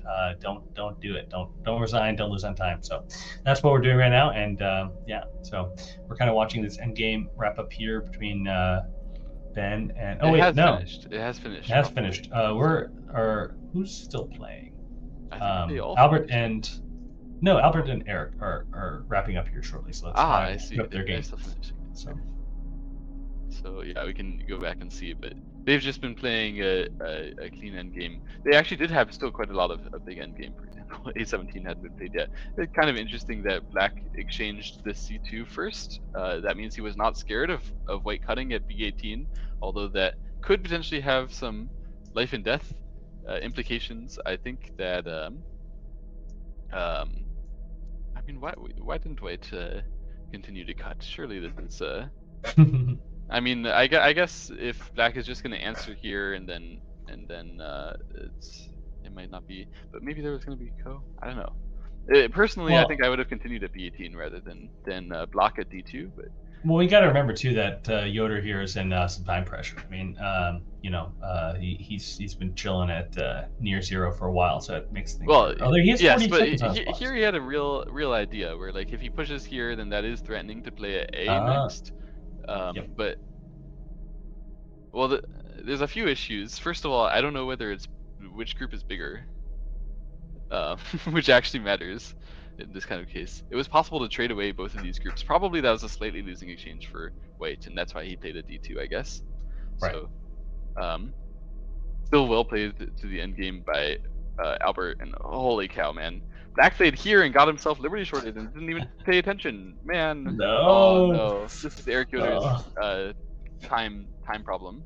Yeah, and that's unfortunate. I mean, again, Eric was winning in the beginning, and then he was kind of holding it even, and now Albert's going to get maybe a bigger win this round than he had last round. So Albert last time got 207 points, tying Ben. Ben managed to get 206 this last round, but Albert might get break 220. So that's pretty exciting.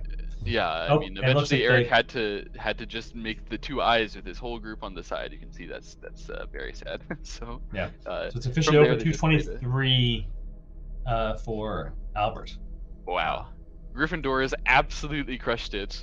Benkyo and Albert winning every single game by at least 40 points. Absolutely crazy performance by Gryffindor House. That's the plot armor that you come to expect, right? Right. Surely it was plot armor. Plot armor. That's the only explanation. Not that Albert's really good or anything. But no, I mean it is. I mean, yeah, you're Gryffindor. Yeah, that's a good place to be. So we got and people in the chat too. If you want to share your affiliation, I'd love to know who else thinks you're Slytherin, Gryffindor, Hufflepuff. I gotta imagine a lot of Go players identify as Ravenclaw. I mean, right? We're all kind of nerdy folks. So what are you at? Me personally, I'm a Ravenclaw, and that makes me very sad to see the standings here, which I believe have Ravenclaw near the absolute bottom. Unfortunately, after these big losses. Right. But actually, I don't know whether is Ravenclaw or Hufflepuff fourth. If we get third, then that's a win. I'll take it. You'll take it. Well, let's take a quick break. We're gonna do Lion Guy side up here with you next in the next round. I got to display the points for you all, and then EGF just arrived. That's gonna be exciting. I mean, this is third round. This is the critical round where we see how the points finally shake down. So, Mike Chen slithering into chat. Oh wait, he's Slytherin, of course. Yeah, and Of course. EGF, sorry, we don't have a raid animation, but yeah, we did see your raid. Thank you so much for coming. Yeah, snakes in the chat, of course. Yeah, I have my snakes ready. There you go. So yeah, Hogwarts tournaments again, as chat's mentioning, there's 4 teams, and it's how many points you win by. So huge deal if it's if you can get a big win, and we've been seeing a lot of big wins. So Yeah. anything else Okay, you we'll want to be add? Yep. back after the break. I think Yep. we're good to go. Set up the next round, and Yep. see you Give soon. the players a second. See you soon. Bye. Welcome to Hogwarts. Before you can take your seats, you must be sorted into your houses. They are Gryffindor, Hufflepuff, Ravenclaw, and Slytherin. Your triumphs will earn you points. At the end of the year, the house with the most points is awarded the House Cup.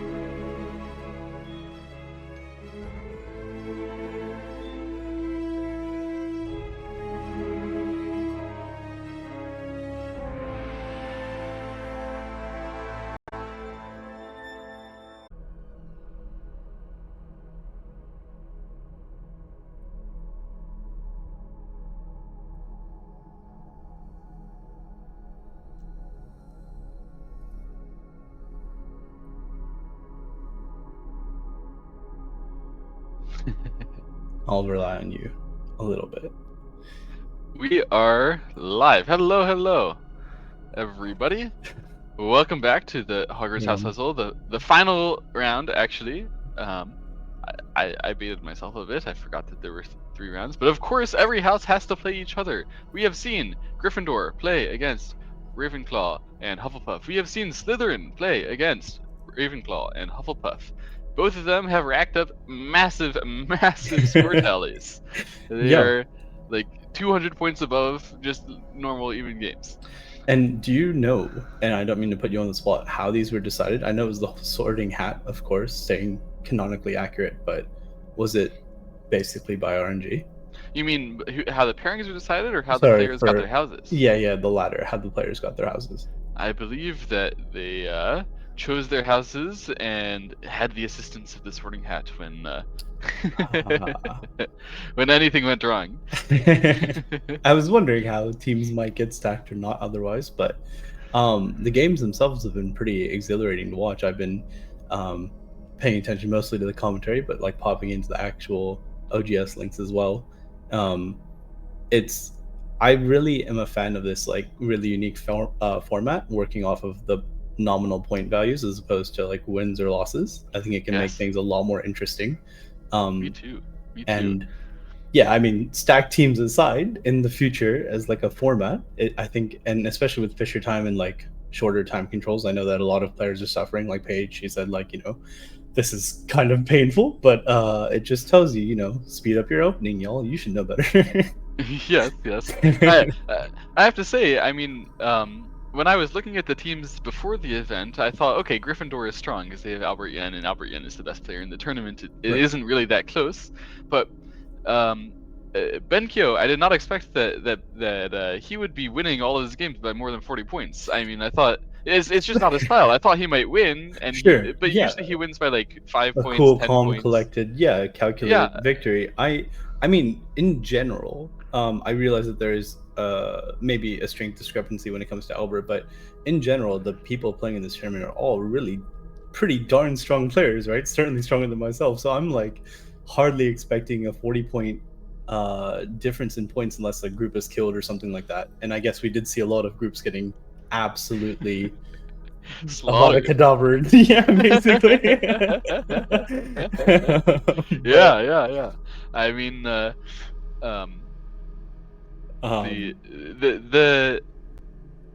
important match, what it all comes down to at the end of the day, is Gryffindor versus Slytherin. That's what it was always going to come down to, right? That's what it always comes down to in every final competition. Sure, right. Of course, you have the decided matchup, right? Like Real Madrid versus Barcelona, right? It's like the guaranteed and most exciting.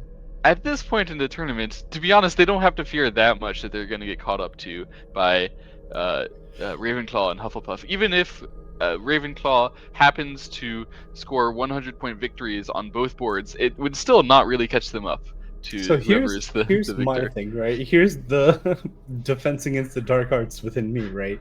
And I hope that players are enjoying lunch and not at all listening to what I have to say, and I hope no one gets any ideas from this. But my worry is that maybe not a resignation, but maybe a time loss victory that goes to Ravenclaw. That's an automatic 361 points, and that is a massive differential, right? Because even with 40-point game swings here and there, but 361 points is definitely like a wild card event that could absolutely happen because it's both by resignation and time loss. But surely the Hufflepuffs aren't going to get a PayPal from the Ravenclaws or anything like that. Yeah, that wouldn't be canonically accurate. No. Okay, look, suspicious timeouts. It's obviously up to like doubt as we should. But I'm just saying, like, bad actors or paid actors aside, the idea of running out on time is a possible. Like, we take Eric, Yoder's games, right? Even in the game with Albert, very close. Yeah, right. Like when he lost the 4 stones on the left side or whatever in the bowels of Endgame, that was horrible. I'm sorry, but like we saw him, like, it's just an automatic. Like he was down to like 15 seconds casually, and so players that really like to thread the needle, I think, are definitely at risk. I'm sure they have a lot of experience with it, but I'm just saying an upset can happen where there's a massive point swing. Yeah, it can. It definitely can. Still definitely Gryffindor and Slytherin. See, are you Team Gryffindor or are you Team? I'm Team Ravenclaw. I'm Team Ravenclaw. I would like to send some suspicious messages to Paige and Matthew, but I will not be the instigator. Yeah. First and foremost at Potions Master Morse over here. Look, I'm a Potions Master. We always rig the house cup. What else am I supposed to do? It's just how it works. Slip your house some Felix Felice or whatever the heck that potion is. Of course. Incredibly lucky all the time. Of course. At least a day's worth of Felix Felice seems necessary in such a. I wonder if there's like overdosing in terms of like luck. Surely there's too much luck, and like that can't be good too, right? I'm painfully aware in this massive format there's a cardboard box on my couch behind me, and I hate that. But here we are. It is completely fine. It is completely fine. We in this final round, we have the pairings already, by the way. It is Albert Yen versus Eric Lee, and Ben Mantle, Benkyo versus Jay Donnelly. And I think if anyone had to face against Albert Yen and try to play him as close as possible, it's got to be Eric Lee. So I really think that this is the best chance that anyone has to take down the heroes, take down Gryffindor. And let's see.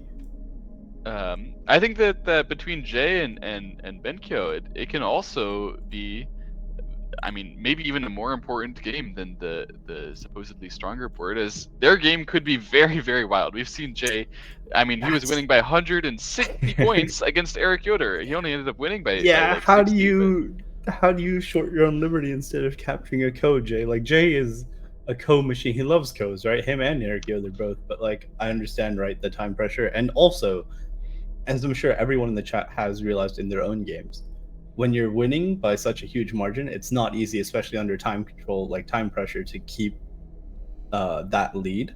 And that goes for like normal games where we're just trying to win, but it goes like even more if you're trying to maximize every possible point in the win. So I can't. And when Eric Yoder was trying to reverse so hard, he didn't care whether he was going to lose by 100 or 160. I mean, he just wanted to go back and score the big win so that he didn't have to lose the whole tournament, in the first round.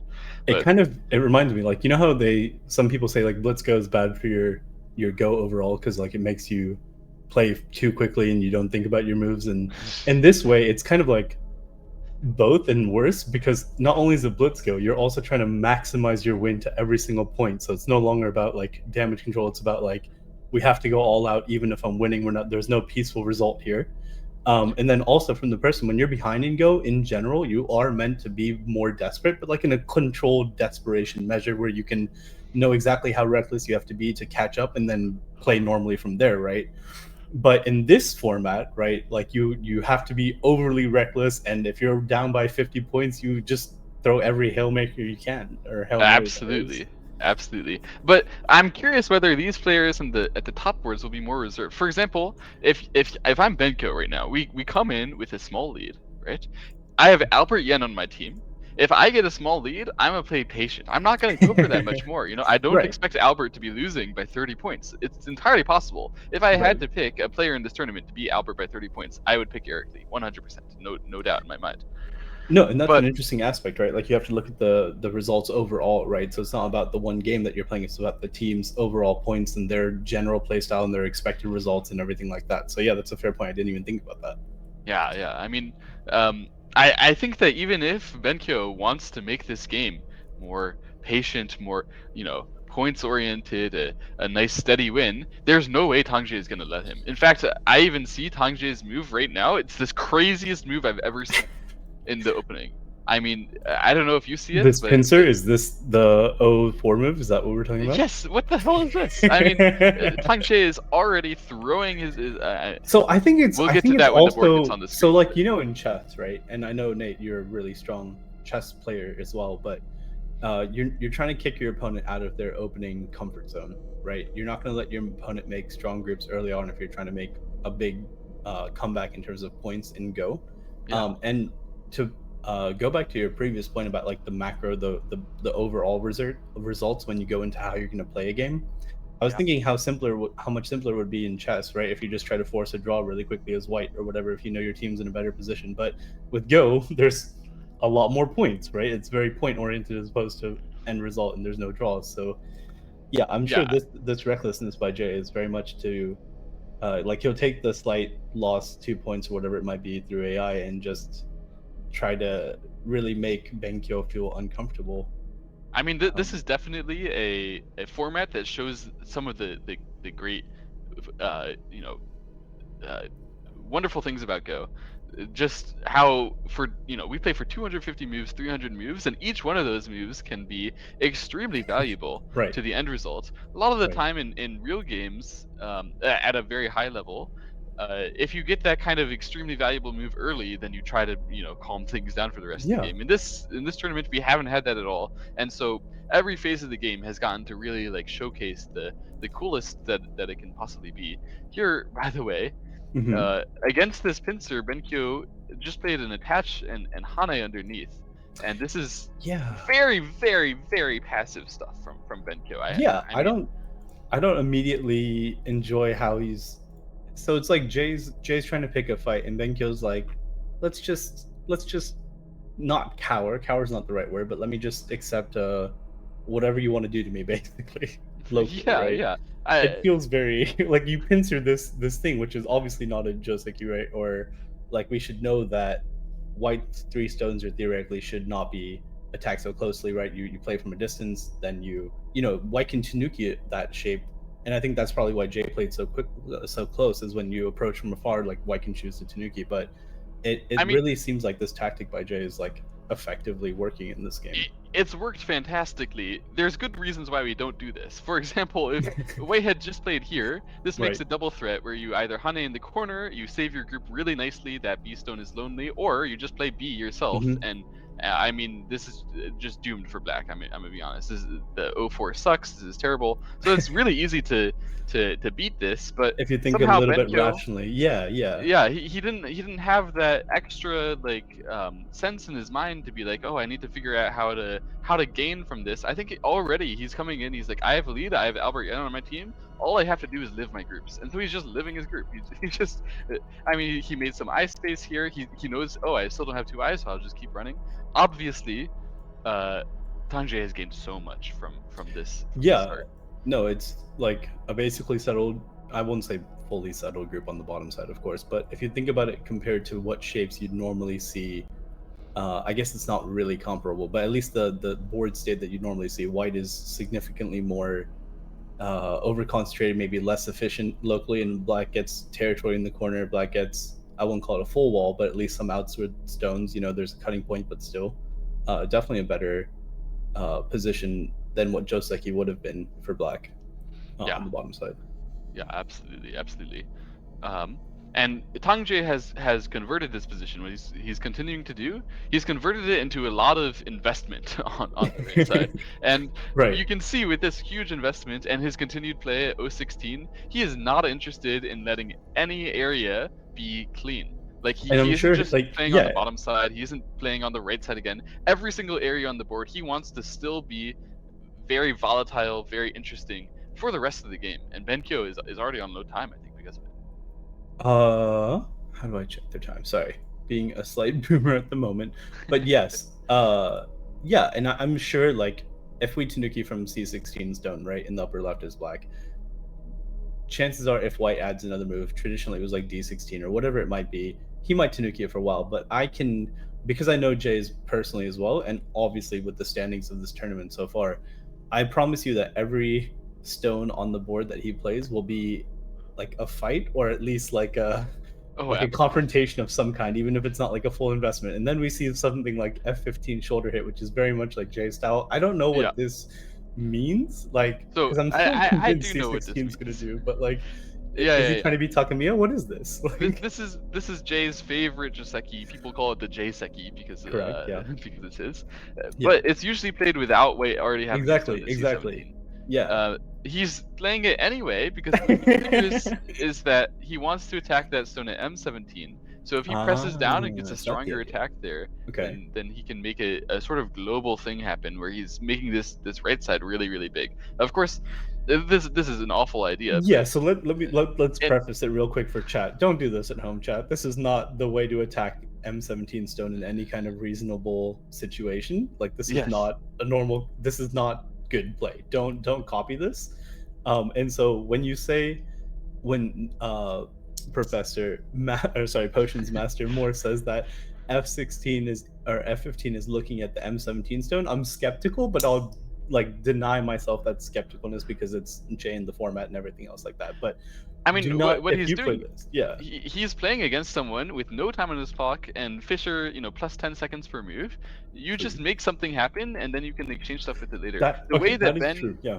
plays here is actually really very suspicious. First of all, it allows this Hane forcing Wait to play an empty triangle later. So if he can get some strikes so that this is going to be useful, then that would be good. It would be better to play D16. So this is just making it so that that stone is just totally random and not useful. Right. And it would also be better to play a push on this side so that you aren't directly interfering with the with the stone over there, and you would lend some assistance over here. But his choice, Ben's choice, is like, I mean, maybe it's the first moment where he's getting some aggression. He's thinking, I'm going to split these two stones. Of course, Jay won't then try to save them. Yeah. Yeah, I wonder what. So, like you said, there's a massive time discrepancy on lag. I saw Ben going down to literally 1 second. This might be the upset, but not for Ravenclaw, but from Gryffindor to Slytherin if he times out here. But I really wonder. So we can see, like, on the left side as they continued, that he additionally played the C15 clamp. He's being very solid. So I think his idea is he doesn't want to win this game. I reckon. I'm just thinking from his go so far, especially on the bottom side and the left side, how many moves he's invested. I don't think he's trying to win at all. I think he's just trying to keep it relatively close. I think he's probably trying to, keep it within 20 points loss or something like that.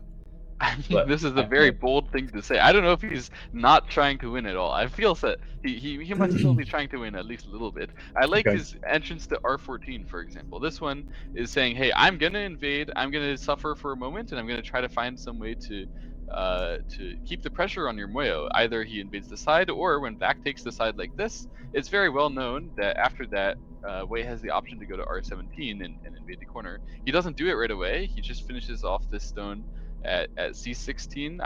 But I guess that's really the question, is like, how do you feel about adding another move at C16? Like, of course we explained the Aji of maybe White will have to make some kind of empty triangle after Black Hane's D17, but I think it's pretty obvious that anything that Jay lost when he played F15 and that was bad, he's gained back. Because here, you can imagine, if this white stone is here, the shape is just obviously better for white than the game, and this shape sucks. So that means that white shape in the game definitely sucks. It's terrible. The only good news is that Black has a completely wasted stone next to it. So it's sort of like the bad on bad violence that usually happens something like F15. But okay, like the exchange for F15 for or E15 in this board state, if you look at the top left corner, I don't think it's the worst exchange for Black. I mean, White is still overall very slow. Can be reduced, and so I still think that total position in the upper left. It's close, probably good for black, just a little bit. But anyway, in the game we have white invading on in the corner after black blocked here. Benkyo loves to take swigs of territory like that, and Tangje likes to take the influence on the outside, where there's gonna be a big box. I mean, a whole Quidditch pitch to fly in. So, but of course, Benkyo won't flying. take that lying down by any means. I mean, your opponent makes a Quidditch pitch. What else do you do but take a room and fly in, right? Just yeah, there's no questions about it. And in fact, I kind of like. So H15 is the local vital point, right, between that Kama kind of shape. Sure. But if we look like forward a few moves, when white actually ends up getting this kind of structure against the bamboo joint, we can now see that white adding that additional C15 move is valid and necessary, and that's why kind of maybe he's playing from this direction in this way.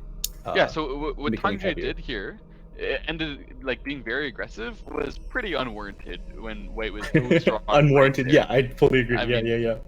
Black was definitely supposed to just answer on the top side, and even then, white could try to keep some pressure on this, but he just completely ignored doing that at all. It's just allowed fight. Yeah, allowed white to take the space because this is going to be a fight, and Tangje wants to fight. I think Tangje also knows Albert Yen is favored against Eric Lee, which is a game we're going to go check, by the way, in very short order. And so Tangje knows his job is not to beat Benkyo. His job is to beat Benkyo by 20-30 points. Decimate at least, Benkyo, right? yeah.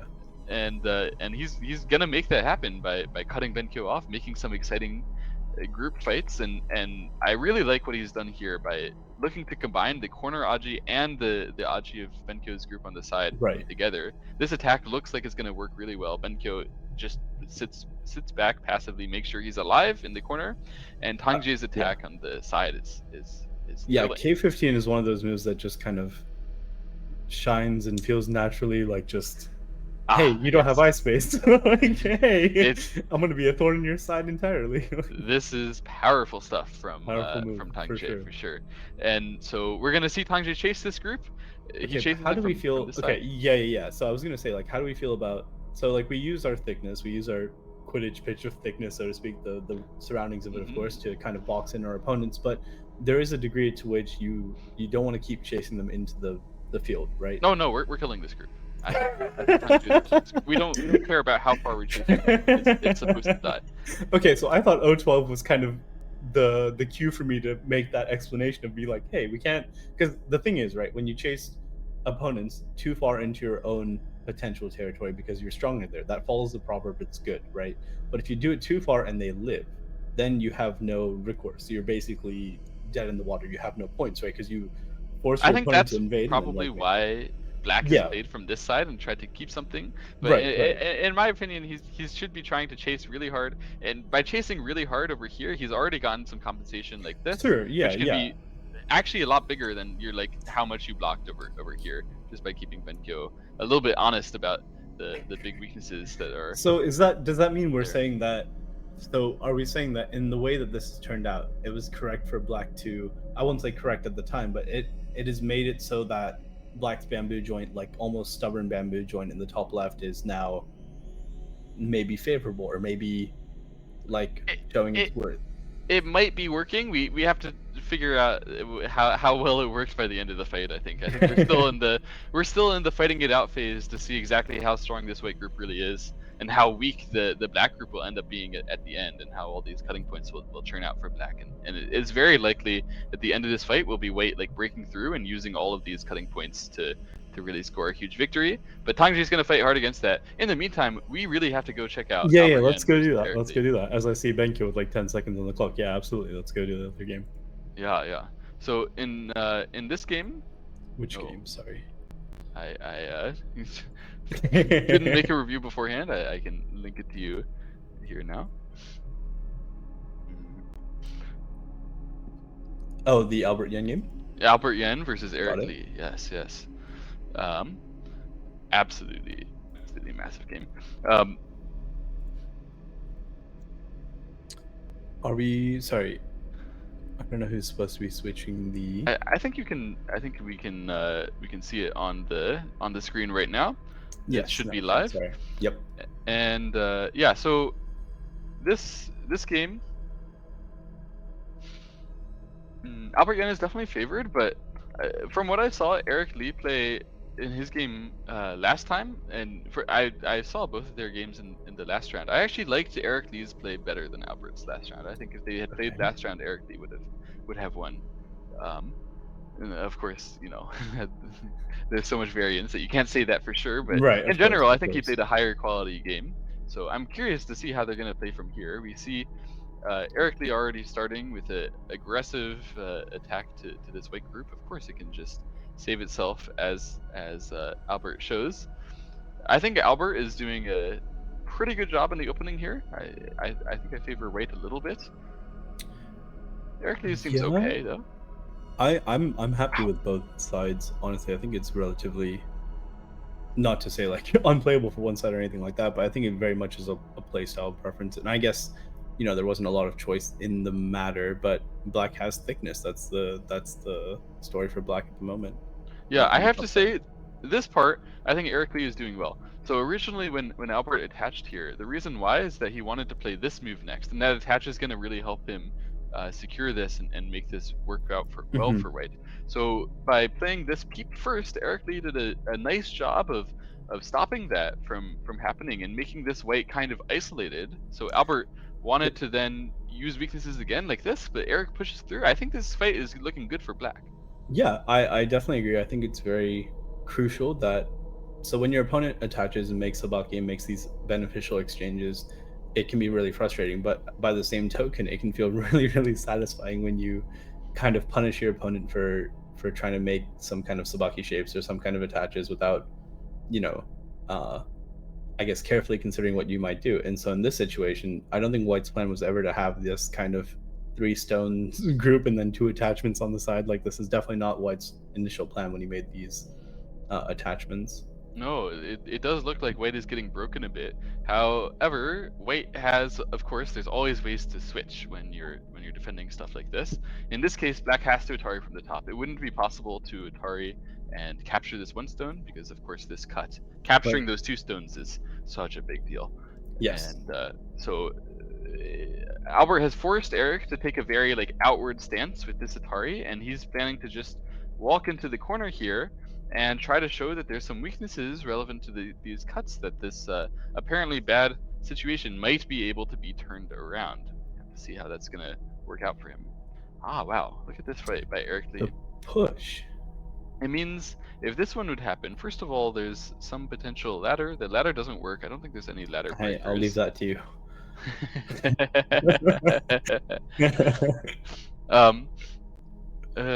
Other I than think the ladder, ladder is probably favored for black, right? yeah, it's favored for black. Okay. Other than But the I probably ladder, I just don't want guess the squeezing Aji the there. yeah, the plan is probably a full squeeze starting with this move. So Right. idea being that black should fix now, and then that we make the thing. Or if black would fix on this side, then white would switch away at this point. Just allow black to capture that part. Still, white has some Aji in the corner with the Ko, but white's own benefit from this seems relatively large. Yeah. So black just came back like this though, right away. It means that white can capture this way. I think it's just better for white than the other variation though. I think it was a mistake by black. I'm not sure. Maybe I'm missing something serious with this. I just can't see anything that's a big deal. Like after this one, you can just block and you can accept this. This is fine. So I don't know. Yeah, the pushing out is pretty. I mean, letting white capture that 1 stone, the cutting stone, is pretty significant locally. Yeah. He may have been thinking compared to this way, then it's better to push out right away, which is true. So he wasn't considering at all the extension, but rather only thinking the Atari, you think? No, I know he considered the extension too, but the Atari you can also think about. But Sure. I mean, ultimately the problem with this extension is that what you get is towards this area, and you already have some huge amount of strength there, so it's a little bit too much, and white is even reducing it already Undercut there, yeah. from that area. So I think that white did a good job in this fight so far. He even continues with his cut. This is just looking to force black down a bunch more, and black is upset. He doesn't want to be forced down much more. He's fighting against that. And So I think white is just like Albert's purely playing for sabaki exchanges in this area, and just kind of like what I mean by that is His play locally in the bottom side just feels like blowing water almost. Not to be too cheesy with the analogies or anything Bruce Lee-esque, but it's very like adaptable, if that makes sense. So we see him give up the 3 stones. We see him give up the Hane in the corner, just to kind of get a couple of stones in the center and put pressure on the J3 Blackstone. I mean, Albert is definitely brave and fighting against a much superior enemy here, so feeling some Gryffindor tendencies. However, I was reading this too. It looks like this is just a good fight for Black to me. I don't know what White is doing, honestly. Where even though White can push, eventually, yeah, Black has this Hane. The fight between these two groups is not even clearly favored for White until he spends another move. Like if Black spends another move, I think that Black is going to win that capture race in all likelihood. There's some issues right now. So, oh wow, wait, even just finished that off right away and allowed Black to do this. This is not looking towards using any shortage of liberties with this cut. Sorry, yeah. I thought this cut could come first, and it would be a bit. And the idea is if Black plays N8, then if Black plays here, well, I guess then we can't really extend because this is going to happen, of course, and we can't Atari because that's going to happen. But just making this cut exchange feels good. I mean, maybe it's not. Maybe you have to answer anyway. So probably Albert is correct to just. Well, then back. Also, yeah. If the cutting stone, I think, can be kept. Like it's really so. I guess where, and correct me if I'm wrong because I'm not trying to speak on your behalf, but when you see J8, it's always the instinct for stronger players like Potions Master Morse to be like, this can't be right? Like you can't give your opponent this kind of powerful move, similar to how we saw Jay's move in the game against Benkyo. So I think considering the cut is definitely natural, and I don't even. Yeah, know. I mean, White is not that wrong to come back here and just capture this area, but it's really sad that now Black is even threatening one more time to capture those 4 stones with the turn, and so White is forced to spend yet another move on the bottom side to finish that off. This turned out not so well in the end for Albert, not as well as I think it could have turned out because this cut was overplay. So originally this cut and then allowing Black to play here, he needed to find an actual thing to do, and he didn't have what would you think would be better than the cut, even as a one move? Because I admit that I think the cut just as an exchange, my initial instinct was like, yeah, that makes sense, because you like see a cutting point, you don't want your opponent to invariably strengthen it with future fighting. So I can understand the want to cut, of course, but do you think it would have been more beneficial or more prudent to play like the Kama in the game K5 or something like that left side, or the close to me? To me, this is like a vital point that you can play, and then after this, when you play the cut, that's a serious squeeze. That's like annoying for Black to answer. You also could just play away. It's not actually that relevant to play here at this stage of the game. So just some random move over here is totally fine. Well, I think actually even, sorry, not to cut you off, but after the cut and Black plays the one space jump, is maybe the attach the kind of questionable follow up there. This one as opposed to. I think attach is fine. I mean, you're talking about playing here, right? For example, yeah. But I think that this one more. Yeah, I think it's just less fast. So the point of this, we could still play there, and we let Black push through, and we let Black make this, but we managed to be able to push through all the way. So if we get a similar thing like this, if it went like that, and then Black cutting here, right, then we're happy to be able to push through here. And actually this Black seems overplayed to immediately be falling in all the way. So rather Black would likely prefer to be defensive for the first step, allow White to answer, and not make any of those bad exchanges leads you to have better odds in the corner. I see. Right? So by Tewari, by changing up the way the order in which moves are played, we can see the attach, at least compared to the close variation that you showed. By playing so fast, it forced Black in, right? Yeah, it forced Black, hey, come in, fight against me. And that fight, although it wasn't good, it was less bad, I think, than the other ways. Ultimately, I think the easiest thing to see, if you play away, Black is still likely to push here anyway. And then why would you cut now? I mean, it doesn't make any sense. So right, because Black is so strong on the right side. That's why I can say the cut is overplay. It was the side where White couldn't keep any pressure at the end of the day. And finally, Black gets the first move to go and harass this group and try to use his whole influence here. Still, the game shouldn't be that big of a difference yet. But it's not looking too bad for Eric Lee or Albert. Nice squeeze. Interesting. Yeah. So like the one difference is that even after J8, the cut at L8 is still remaining, is still Sente at least. Yeah, so we'll it's still forcing. It won't actually like attack yet. But... So it looks like he'll want to start an attack on the 2 stones on the left side, by forcing this cut and obviously extending from the cutting stone. But I think that this is a small mistake from Eric Lee. He's supposed to play here, and if Wait tries to chase this Ko ever, it looks pretty scary because Wait can have some underneath things, but Wait needs to like actually properly win the Ko. And I think you just have to bait them in to do that, because if they do this, they're losing their timing to do all the other things that are important on the board.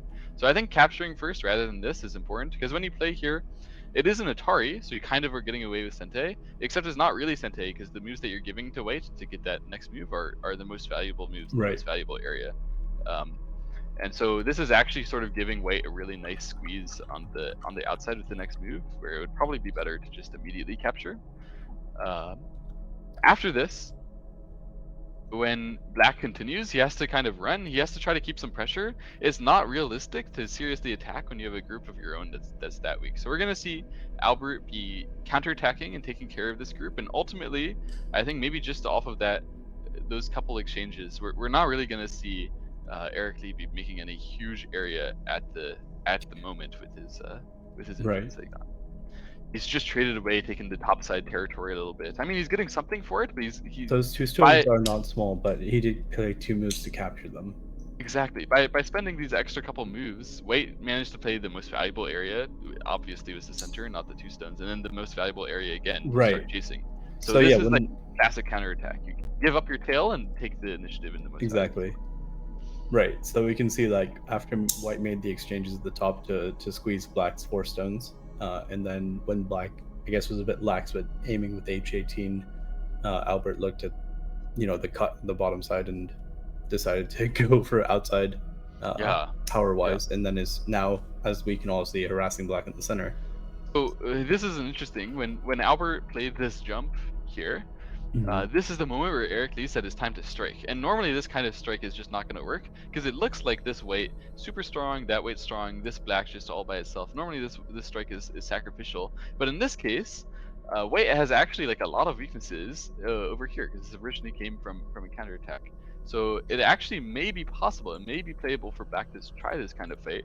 Albert is trying to get the timing to go and defend both sides like this, but Eric Lee's turn here is a really nice job to point out all of the Wait weaknesses over here. Wait did not feel confident to ignore, to come back to this area, because Black can cut and Wait can't come back here. You can see it's just cleanly dead. Cleanly captured. Yeah. Ben timed out. There's no way. No, guys.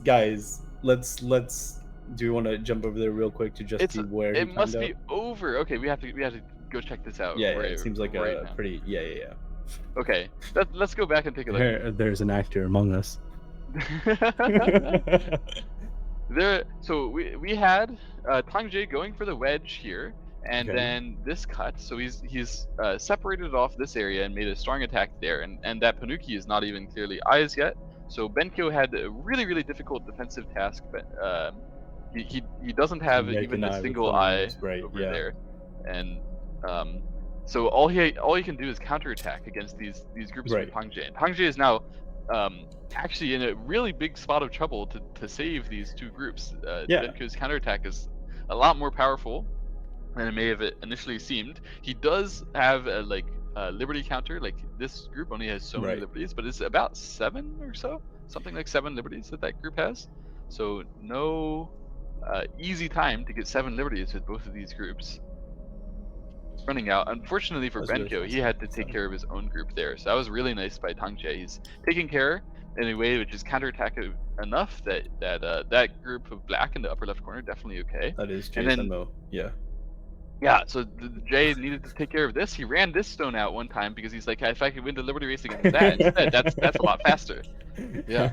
So he ran that out one time and cuts and here. And this group only has 5 liberties, but it does have this peep and this. Oh, Benkyo had to give it up and he had to let this. Yes. Oh, that's unfortunate. Benkyo could not answer here because then there's this cut and then all the way down here, all of these moves are forcing and you can see Wei is captured on the inside. Even if it would go like that, then this, and it's good. So Tangji is now winning by an absolute landslide, an enormous quantity of points now. Right. And Benkyo must have been figuring out like how do I negate this? Like, can I try to save in here? Can I try to like what do I try to save now? What do I try to get away with from this point? And the thing is, the board is mostly occupied.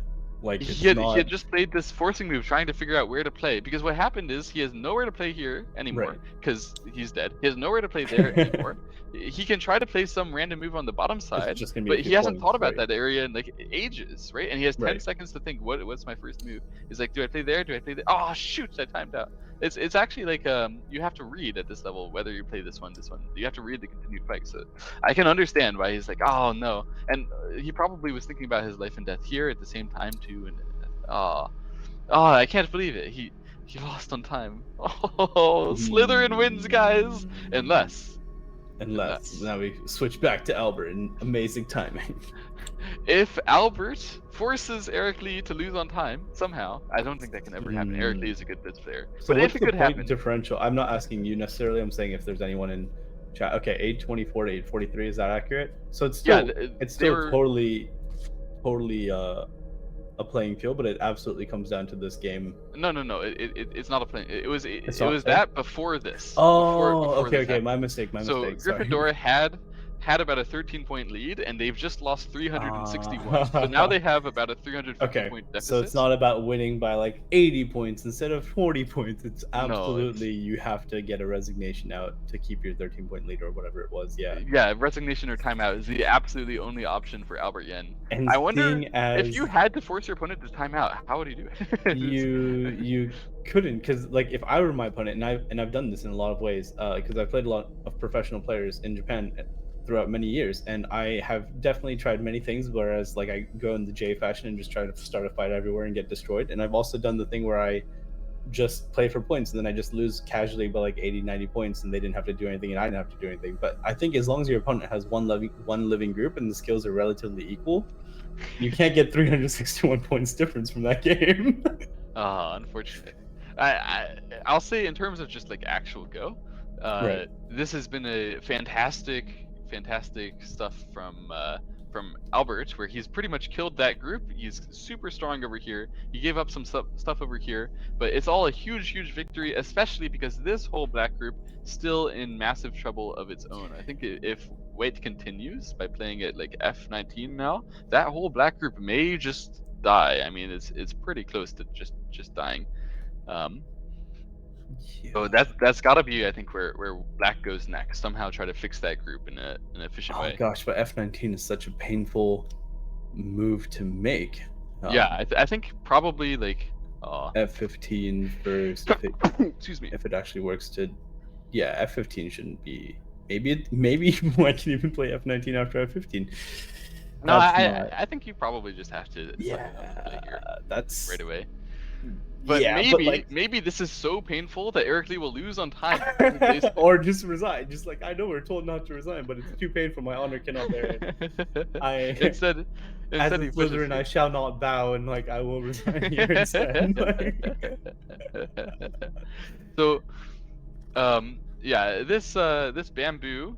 Then White could just extend. This is not a good exchange because White just secured himself a little bit more for free, and even White could have thought about trying to break through that sort of stuff. I think that in the end, Black still needs to play F19 eventually. Does Albert know the situation? I'm very curious whether he knows that he must win on time from now, because like he did play this move instantly. Guys, there's no way he did. Eric Lee. He won by timeout. What? There's actually no way. I mean, Albert It's a Yen was fiesta. paying for it. He paid instantly. He's given to. There's no way. Wait, actually won by timeout. You're right. Wait, won by timeout in this board position. I'm shocked and appalled. Now I'm sure everyone's gonna be like, It's there has to be unreal. something afoot, right? Like, there's no way you can possibly get 2 back-to-back timeouts like this, and such 2 a timeouts. critical like matchup as well. Such a like tournament standing, like difference making, match here. Now, Gryffindor was leading coming into this, so this was the only way that Albert Yen could possibly Literally, have we touched up. discussed it, right? We went over how unlikely it was, and then we went to review the Go, as we should, because it's still a Go stream, and then somehow, against all odds, it was an actual timeout. Unbelievable result. All the, I mean, I went to check the original game. I see the AI. It says wait by 1. I think Eric Lee, like, he was trying to win still. There's no need to try to win. All you have to do is like play T1, A1, A19, T19. So I guess like, my question is, do the players know about the results from their teammates' games? Right. That's another question I'd have, because like if he knew that, maybe he didn't know. Maybe I'm Eric pretty Lee was sure like, that I has need to be a win. thing. Right. Oh no. Oh no. What a disaster. That of is a series of events here. Levi says canonical. Very true. Very true. Very true. It's the canonical ending. That is ridiculous. is going to win almost no matter what, and then somehow. No, yeah, we the just have to heroes get fought Devin onward. back on screen, dumble Devin, just be like, "Oh, you're so brave, Gryffindor, 5 points," and just topple the scales at the last moment. Unbelievable. I can see Eric Lee's smug little grin on his face. So why is he smug? What the heck is going on? Bruh. Like, well, what are you laughing about? Oh no. By the way, just say we go through like the handshake of Slytherin and Gryffindor and just being good sports and like learning from the game and enjoying the adrenaline-paced game, but like yeah, something maybe like he doesn't that. know the results. That furthers my theory that he doesn't know the results of the game, because if he knew that his teammate had won on time and then he lost on time, it would probably be like heart-shattering. There's no way. Anyway, between Paige and Michael Zhao, Yeah. between Hufflepuff and Ravenclaw, that game just ended with a half-point win for Michael Zhao over Paige. Insane. Unbelievable stuff between them. Half a point. Literally changes 0 position, 0 standing. Yes, the most ineffective possible result that you can imagine. Well done to those players. Wait, but if you think about it, right? If you think about it from a different way, if they're both playing to maximize points and they're both trying their hardest to make a big differential, and it comes down to half a point, another way you can think about it is that was just such an evenly matched blow for blow game. Of course, we didn't look it over necessarily, but Well, I see the AI graph, and no one is ever winning by more than 10 points, and that's that shows that the players, I mean, even if they were fighting, and I see more than like 3 groups or 4 groups, so there must have been some kind of fighting. So yeah. Incredible. I apologize, Paige Edic, though. As the loser of the half-point game, it must be heart-wrenching. But we have to go back to look at Eric Yoder versus the final remaining game, the final game. Eric Yoder versus Matt Burrell. Yeah. I was shocked to see Matt as a participant. Like I've been seeing him around a little bit more here and there, but Matt was one of like the OG strong players that I remember when I first started playing this game back in 2007, 2008 at like the Portland Go Congress. So I'm really excited to see him making an entrance here. Maybe not for the winning house, but still. As someone who's not really an OG, I actually don't know very much about Matt Burrell. He comes from a whole family of Go players, and he's the strongest. But like his whole family plays, and they have good like relationships, and definitely host like professionals when they come over like to Congress to give lectures and stuff. They're like the whole family is a very Go family. They've organized congresses. They're all like pretty awesome people. I'm a little bit biased, but. Well, in the game, it seems like he has a pretty awesome start here. I mean, okay, sorry. It looks like Eric Yoder. Well, never mind. What happened here? I thought that Eric Yoder was dying, but actually he killed. So never mind. Okay. Oh, it's because there's just a net. Well, how did this? Can we see the net? Can we see the net? I didn't see it when I was. Oh yeah. So here, if instead this would happen, which looks very natural, then this happens and you see it anyway. So. So somehow what happened originally, Eric Yoder left this super weak group on the top side, recognizing that's the way to to score a huge victory. Just have a Right. super weak group and then kill your opponent with a super. Yes. Then yeah, that wins by a lot. So he won a lot So- there, a huge margin of and victory cutting for point, Eric yeah. Yoder from the start. Mhm. And then he even managed to push through S6 too. Yeah, you're Right. right. What the heck? How The did he get Aji S6 too and bad then? after R13, yeah. Oh, that's tremendously bad for black. Tremendous for white. And remember, these two teams, Hufflepuff and Ravenclaw, were relatively even coming into this round, and the other game resolved in just a half-point win, so they're still relatively even. Whoever wins this game, if they win it by a lot, they win the third place battle here. Right.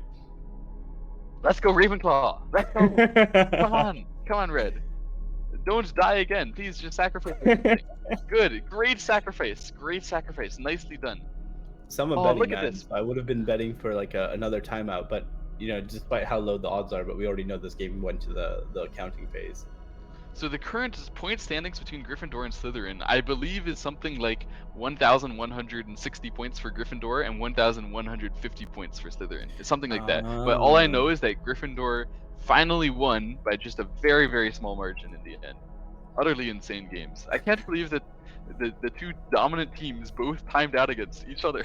That's ridiculous. and like at such similar timings too. Like that's Yeah, unbelievable. Some people might be saying. actually Or unbelievable. ridiculous even. Ridiculous. Unreal. Okay, this so this game game is, seems to be like just, Wrapping up. It's definitely entering yeah. the end game here. and I can see that both players have plenty of time. They just filled the Um, dame, and I believe the game is just ending just now. So And if it we go back looks to like the original game, it is white to move. Yeah, Eric Yoder is just sitting here thinking, and he's about to pass. There's nothing else to do but pass. white seems And significantly Indeed, he has just passed. ahead here. Yeah, so we just caught them at the very end. They've both passed, and Eric Yoder wins this game by 50 points. 50 and a half Wow. points. And so that's going to mean Ravenclaw on top, baby. Third place. Let's go. I think we Let's have different go. definitions of on top, but I'll What- give it what- to you. I'll let you have this. No, but yeah, what an incredible showing. This tournament was rigged. Now, Jay. This tournament was rigged. I understand Jay's thought. You can't say that as a potions master, bro. It feels rigged by me that We're gonna create, like, Ravenclaw a- would have won, a but it was definitely conspiracy on rigged the by subreddit. someone out there. I don't know what the heck just went on in this last thing, but We'll be Stay submitting tuned, by the the financial statements of all players involved in this tournament for the next 2 weeks, just to Yeah, verify. so something's going on. Stay tuned. I think we have an announcement at the end that's super special. Devin Freeze is coming back here. Hello, Headmaster Dumble Devin. I haven't done any unnecessary rigging. Please keep me on the staff. Thank you. I can neither confirm nor deny, but I have no horse in this race. hello, and welcome back after this crazy ending. What a Yeah, Wow, what a last round. still, yeah. There's no overstating the amount of shock that I have that there were 2 back-to-back resignations when it was literally the only path to a Gryffindor victory. yeah. Yeah, Devin, you are muted for us in the stream. I don't know why. It's not a feature, it's a bug. I'm sure it's no wait, it's not a bug, it's a feature. I'm sure it's intentional. What do you mean features or bugs? It's clearly magical interference. No, I The, mean, look, the sorting hat is covering my face. It's not even me talking, it's a sorting hat. The Death Eaters have rigged it, and they are preventing us from talking to the headmaster. The headmaster is away on business.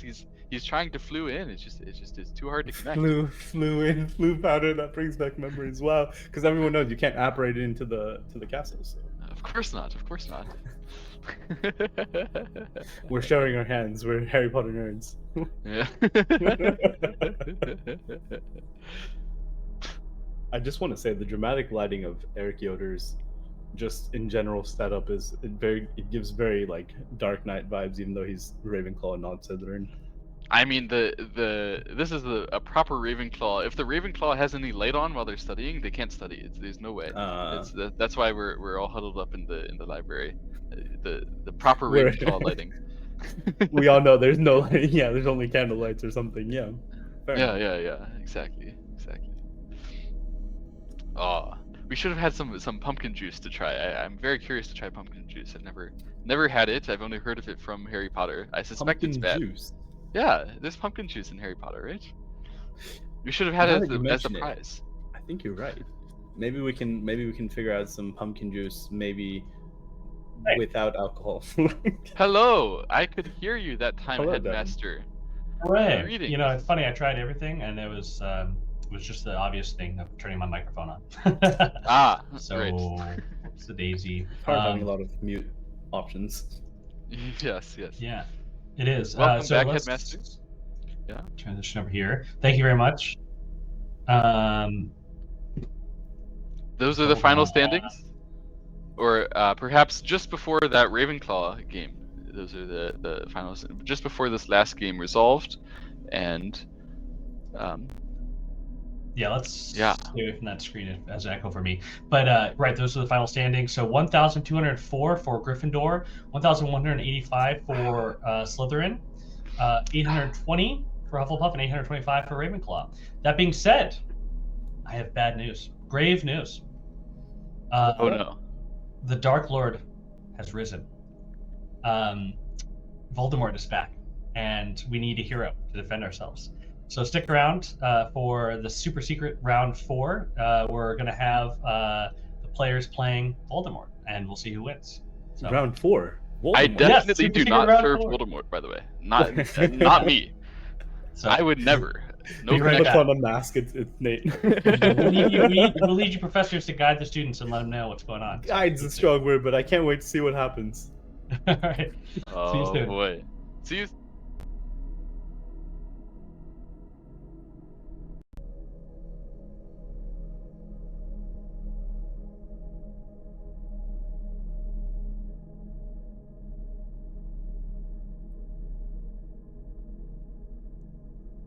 Welcome to Hogwarts. Before you can take your seats, you must be sorted into your houses. They are Gryffindor, Hufflepuff, Ravenclaw, and Slytherin. Your triumphs will earn you points. At the end of the year, the house with the most points is awarded the House Cup.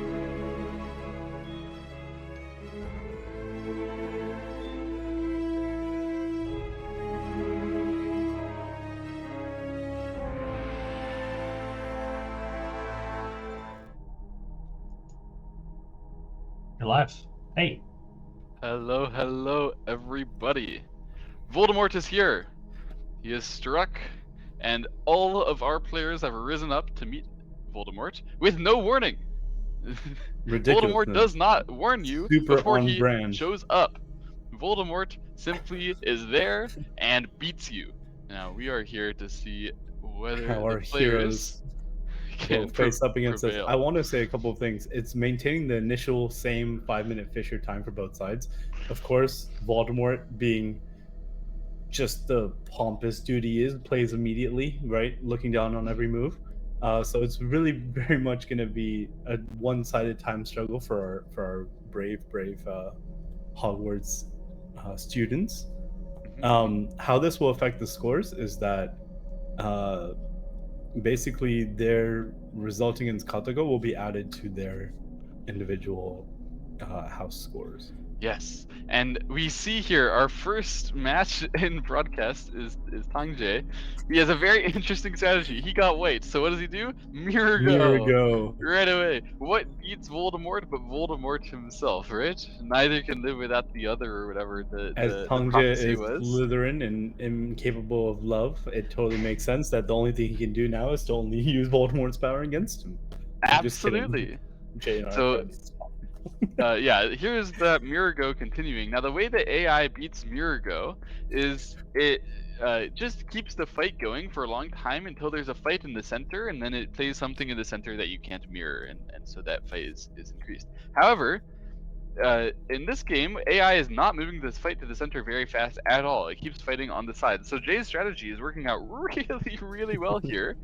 Nothing is happening in the center There's for like the entire some game. teasing there with some ladder stones. And finally here, We have Jay pausing because he knows this is a ladder. If he We can ladders see two, from his face. Black is gonna win. He was so happy, and then he's like, "Gosh." Oh no! So here it is. Katago made a huge 65 move variation in both corners just to make this final ladder. Tangje had no idea it was coming. He just mirrored without a thought. And Voldemort has here. He's created the trap. He's created the trap. Tangje may fall into it. Oh man, this is actually really scary, by the way, for Tangje. Right, because he's Slytherin as well. So because it's like one of the top, the top two players, his result 100% influences the final standings after the business of the Dark Lord is done. 100%. Absolutely destroyed because he was casually mirroring, and then the mirror has been broken, as we can see from his face. He's in a bit of a pickle because it's not his own individual game; it's about the house standings as well. Now, the good news for Tangje is that in this corner, this area is solidly his. That is not a ko. There's no ko there. That's solidly White's territory. Similarly, this is solidly Black's territory. The So bad what then news does the ladder is, actually affect then? the bad news is the ladder affects the center a lot, and Tangje has no way to win the ladder on this side. There's no way to capture that one stone. Black is just going to keep running it out like this, as you see, and he has no choice but to give up the ladder eventually. And White is now split into these two groups. Black has established complete dominance in the center. How do we feel about running out the ladder then, if it's not going to be? Oh, this was awful. This is absolutely insane play by Jay. It would have been much better to play the move in the center first, like something exactly. And then you at least win one side or the other. The way he did it is like just running right into Voldemort. Right, exactly. And, yeah, it's very now dubious at best. It's a horror from here. I mean, from this point, obviously Black is better, but it's mirrored, so Black is better a little bit. It doesn't matter, and you could keep playing the game as long as you made things stable. He made things as unstable as possible. A terrible idea against Voldemort. All his curses are coming back to bite. Tangje even cuts here. Make life in there, bud. Yeah, there's no way. Make life? There's no way. Even as he tries to live here, you can see Katago taking more strength, just trying to kill this at the same time. So Katago adding stones, Jay. Yeah, Katago wants to kill everything here. It's by playing this, it's secured its shape here, it's securing that, and it knows that Tangje cannot live inside here. Tangje has not given up, but this is, I mean, it went from a really nice plucky hero strategy to a disaster in like one move. My vote is we leave him to this and see how the others are faring. Absolutely. It's time to go check out someone else. Let's check out Albert Yen versus Katago. Albert Yen did not play Mirago, and he is the strongest player, so he has the best shot against Katago in theory. I would like to mention for everyone that the particular flavor of Voldemort that has been selected is literally the strongest one that we can get on OGS. And so that was a particularly fun choice made by the organizers of this event to put our poor heroes through this after their whole day of like stressful adrenaline-filled Blitz tournament play. And the Blitz tournament play, by the way, harder than usual because you could never give up. You had to play out the entire 3 games. Lots of people feeling very sad, and then they have to play Katago at the end too. It just goes to show how real this event is, right? It's very real. Like you have a hard week at work, and then you come home and you just get destroyed by Katago sometimes. It's just how Voldemort works. He doesn't wait. Exactly. You know, he gets you in the middle of your history exam. It feels bad. Okay, so here the start for Albert actually looks pretty good in this game. I like what he's done a lot with that with this Knight's move and then his attachment here. In general, he's made a really nice shape while he's taking care of this group. There's a problem with this part. What he's done to push through here, he's gonna have to take care of both groups now, and it's gonna be a little difficult to take care of that group on the side. You can see White plays this Hane and Tiger, and Black is gonna have to answer on the side, I thought, not in the corner, or else this may be big trouble. But so I think it's probably because the weakness around G10, like just how far those two groups are away from each other. Yeah, I mean, Albert is walking into the trouble here. He's saying, I don't have to. I have no troubles. I have no problems. Yeah, exactly. Yeah, this is not gonna work. I think Katago has read this out better than Albert. Probably. And, you can see it at the end here. This shape is well connected, and it even has some potential eyes for Katago. And this shape also well connected, some potential eyes for Katago. It's now racing against that group, while this one is just casually dead in the background.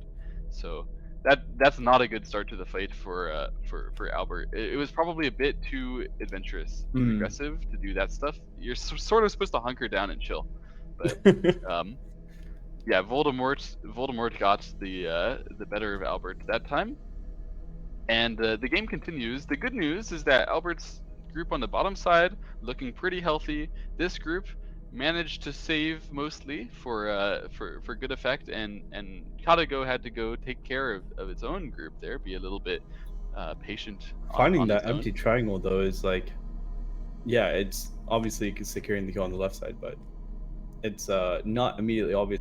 At least It's even not to me, clear for that example, it's better than this one, right? Right. Yeah, compared to Hane between empty triangle, but I like the spirit of this one. It means if black is going to answer inside, then I can push here, and of course that would be a bad move for black in this case. And if black Right. is not going to do that, then my next move should not be push, but it should be throw in. So Right, if you exactly, the placement. recognize that, yeah, if you recognize that black has a vital point inside, but it's not time to take it yet, then you need to be playing in a way that like keeps your option for that vital point. It's definitely the most clean kill by Voldemort. Even though, yeah, exactly. Even though Voldemort is, casually dueling all of the young students here, it's being masterfully handled. Yes, yes. So so far, of course, by the way, it's important to mention you're supposed to get as many points as possible towards the end. So far, True. Albert has managed to take some corners, and Right, that's right. quite a lot already. And as long as he saves this other group and is fine, I mean, we're also counting the number of living stones in terms of the number of points, since we're doing Chinese counting. Oh, we are. here. Okay, okay. Dying only that much, I mean, it's not that bad. Of course, No, white is certainly better not. here, but black is not that much worse. Albert's done a good job minimizing all his losses and chilling, and I think we're ready to take a look at the next Okay, group. so I was wrong. It's apparently if the students get more than 361 points total together, They beat they Voldemort? successfully beat Voldemort. Wow, Which that's is definitely going to happen, by the way. I guarantee it. 361 divided by 4 is like Well, we have 9. 8 players. 8 players playing. Oh, wait, okay, that's fair. It's True. 100%. There's no True, way true. everybody loses Sorry, by fair. about 300 points. 40 If yeah, everyone loses exactly. by 300 points, we deserve to lose to Voldemort. What the fuck? now, my dear potions master, let's not get too. Hey! As I said, I have no affiliation with Voldemort. I'm not on his side.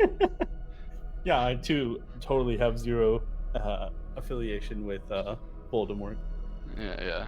Okay, so let's go check out Eric Lee's game, Okay. which just finished, by the way. Wow, Eric Lee's game, they've already passed. So in this game, he had the same idea as Jay. well. He played mirror at the same time. Let's see whether he Different also variation. got caught by a ladder trick. So they actually played a really simple. Okay, Eric Lee got lucky. There was no ladder trick early in the same way, and he actually got to solidify many different areas. And wow, Katago played Tengen. It got sick of it. Katago played Tengen. Now, this is a situation where Tengen is actually a good move. That's why Katago played it. Katago has no idea that the opponent is playing Mirago. It just plays Tengen because it thinks it's the best move on the board. Right. And the reason why that's the case here is that this is a Moyo versus Moyo game. And Tengen is right at the middle of those. It controls it as best as possible. Oh, you can't see board yet. Oh, I'm sorry. Give us just a moment to put the Eric Lee game on here. I can get. And I will also link said game in the chat as well, Yeah, good. just for people to follow ahead. And then Telegraph's review will be in the comments there. So yeah, we just about have it on here. In the meantime, you're seeing Albert Yen's game yeah, I put the S on the wrong name. Sorry. Yeah, that game is he's doing a good job of keeping it chill. Now here you can see Eric Lee's game. Yeah. So in this game, the Katago is fighting against itself really hard in all 4 corners, which is great for Eric Lee. It managed to make him all the way through 103 moves scot-free. I mean, okay, really so here's good the job. thing, right? If we think about it from a logical, tactical point of view, right? If we know that Katago will eventually break the mirror somehow, right? If that is an underlying assumption we made, would you then recommend playing mirror going against Katago? Because he's Voldemort is basically deciding. It's a risky strategy. It's a risky strategy that you have to play from. Yeah. Because, for example, for Tang Jae, it worked horribly, and he's getting decimated over there. We don't even want to see it anymore. There's way too much bloodshed. I mean, Crucios are flying left and right. Let's be honest. But Truly. in this game, it's worked fantastically. I mean, Right. Black is, I would guess, after taking Tengen here, Black is about 2 points ahead after 100 moves, and the positions are solid everywhere. It's exactly what Eric Lee wanted. So it Right, really because there's a depends on lot of what cash to Katago be is. had there too. Yeah. Yeah, sometimes Katago counters Mirago really hard. Sometimes it counters it not so hard. You can see Tangje just drew the short end of the stick, to be honest. I mean, Eric Lee could have gotten beat just as badly. Truly, yes. But instead we have Eric Lee just trying to save something on the top side. He got himself cut. I think this fight is really, really difficult for White to play. It looks like Black will be making enough liberties. He had to make this ko. Yeah. This, for some reason, both Mirago players immediately went and killed themselves right after the Mirago finish. Well, I blame that also on the time, and I also, I guess with Mirago you have a lot more time, but I basically blame that on you didn't even know what you were playing. You were just playing the moves. So of course, when you're thrown into a new board state, when you wake up, you should just play the game. Like, who? Eric Lee missed a lot. What the fuck are you doing, man? Bro, are you trying to be Voldemort?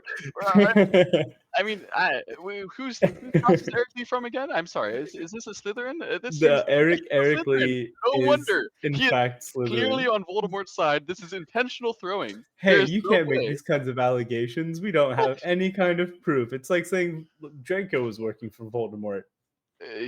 This guy's working for Voldemort. Everyone knows it. It's in the subtext. You don't have to see it. Okay, look. I have to defend this board state, not even necessarily the players, because I can just from personal experience tell you exactly how hard ladders are. They're not easy. We should never look down on misread ladders.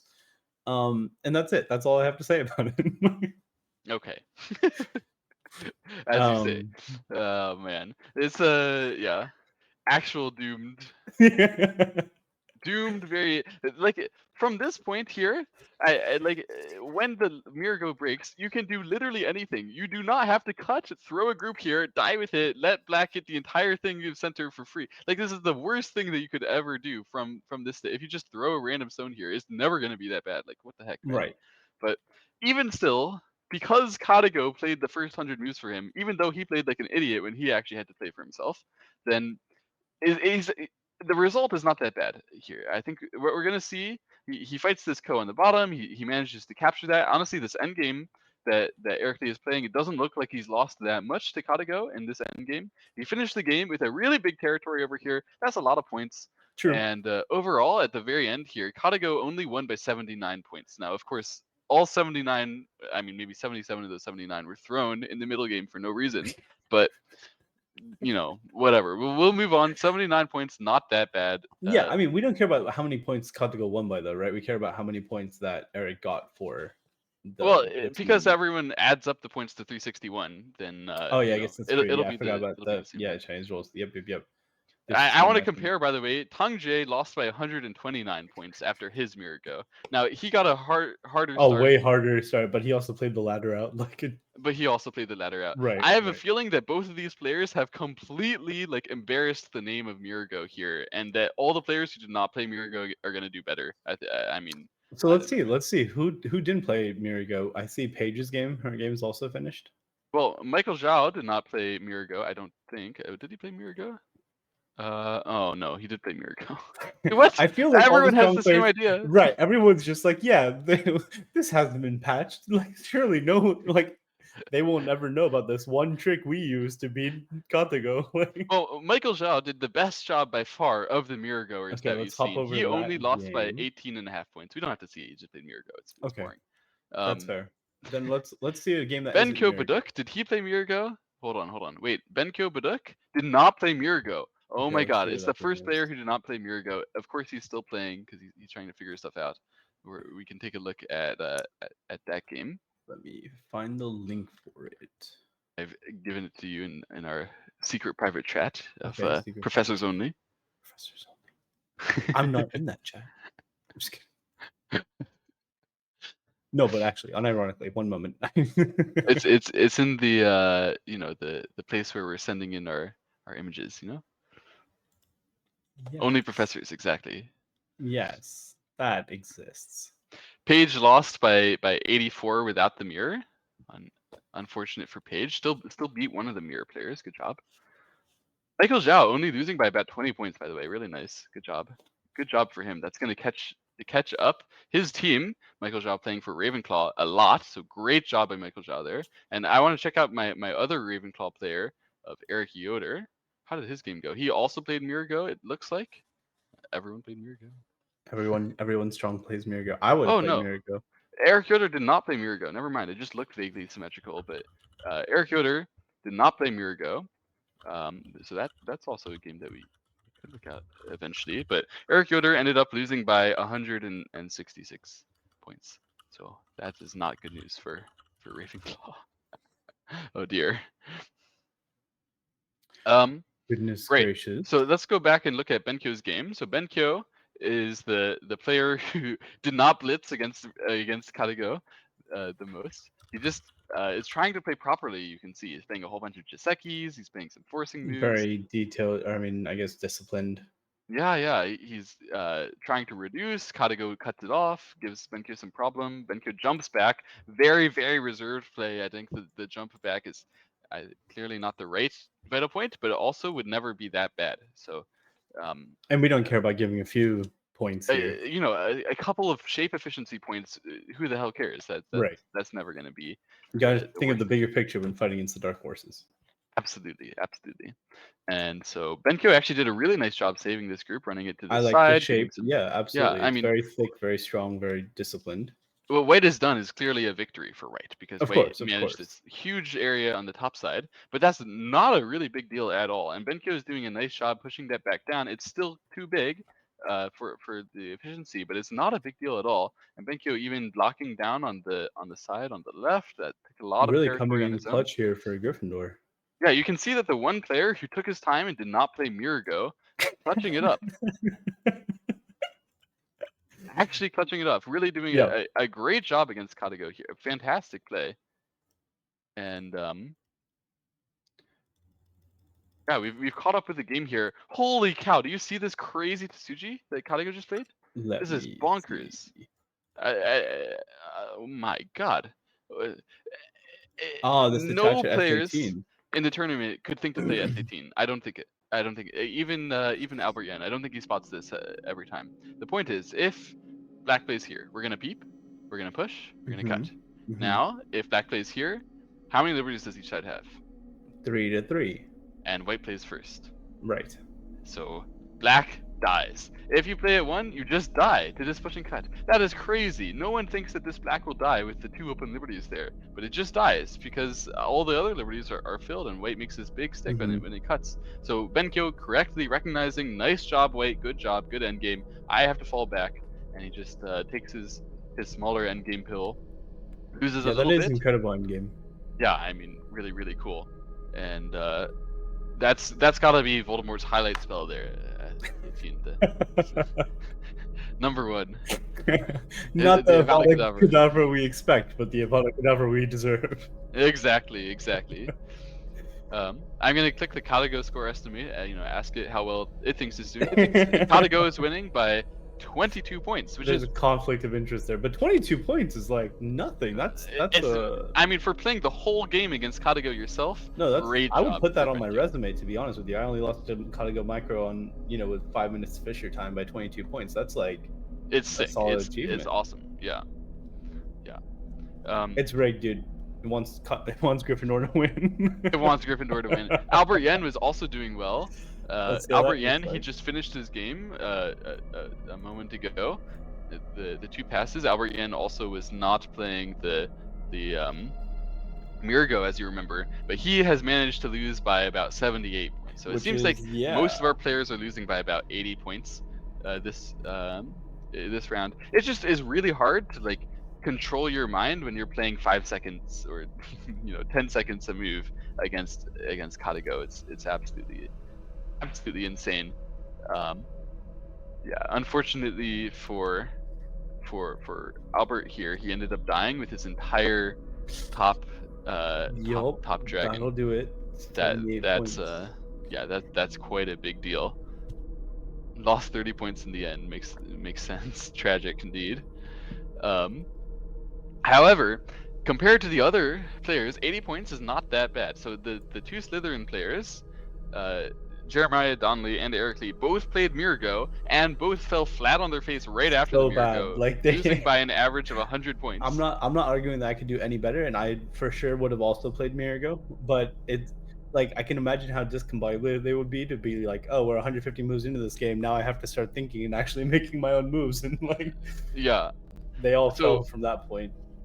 Yeah, that's what I was asking, Albert. How do you lose by 100 in Mirago? It's great. But anyway, between Gryffindor and Slytherin, so Gryffindor, one Gryffindor player of Albert, he only lost by about 80 points, and the other one, Benko, is the one who's been having a fantastic performance against Katago so far. So it looks like apparently Matt is also doing well against Katago. Aha! So yeah, let's pull up his game here. I'm gonna create a review of that one as well. Do you mind linking it to the chat? For our humble, wonderful watchers and patrons, not the word patrons is the word I wanted. And I do see his link in the thing as well. So okay. So between Matt and Katago. Let's go, Matt. Yes. So Matt had an interesting strategy. Not Mirago from the beginning. Good job. And he had a whole bunch of these floaty moves. He spent 1 million moves on the 5th line in the start here. I think preparing for the fights. This triple Hane was a bit ambitious. Black did a good job to punish with that Panuki. But overall, White has just been taking super solid shapes and hoping that it will pay out. Katago takes care of its own group really nicely on the upper left there. Good job, Voldemort. But yeah, White is stable everywhere. He's not dying with anything. He's just allowed Katago to establish this really big position on the bottom side. It seems that was the successful way to lose by as little as possible against Katago. Both Benko and Matt here, who both played from Katago from the beginning, seem to be doing pretty well. They both just gave Katago a really big moyo, and Katago was like, okay, I'll take that. Good enough for me. And yeah, the game is just going to an end game. Definitely Katago has gained a little bit on the left side.